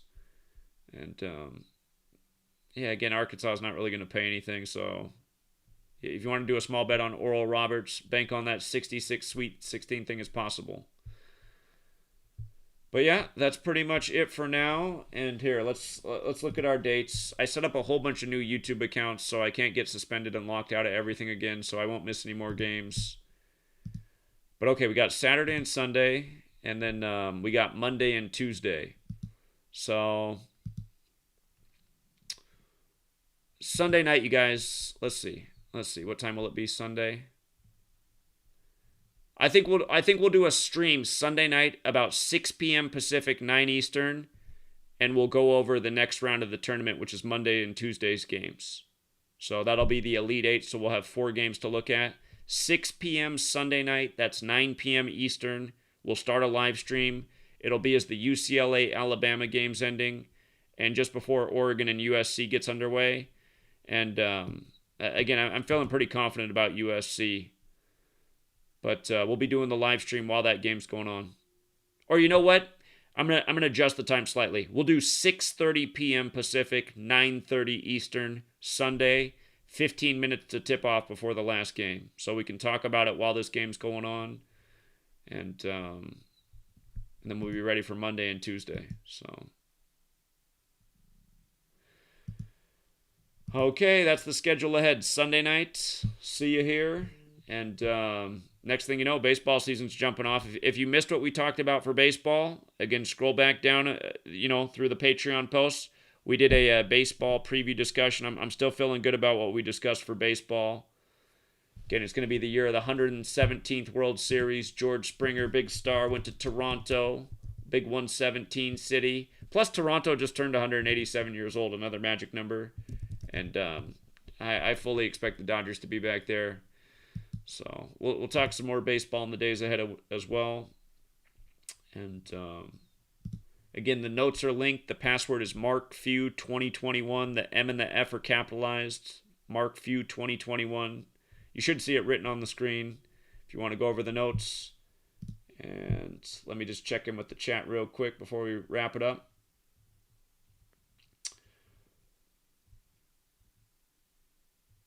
Okay. Yeah, you can make a lot of money off the $5 parlays. You really can. So a lot of people sent me their tickets from the opening days of the tournament. A lot of people who bet $20, $25 turned it into around $500. Some a little more than that, some just under that. That's the beauty of this knowledge, Even though I didn't do that great this March Madness, I'm disappointed with myself. There were still enough upsets and right picks there that you could have made some decent change. So we'll do better next time, and we'll leave it there for today. And hope you guys have a great rest of your day. Again, Sunday night, 6:30 Pacific, 9:30 Eastern.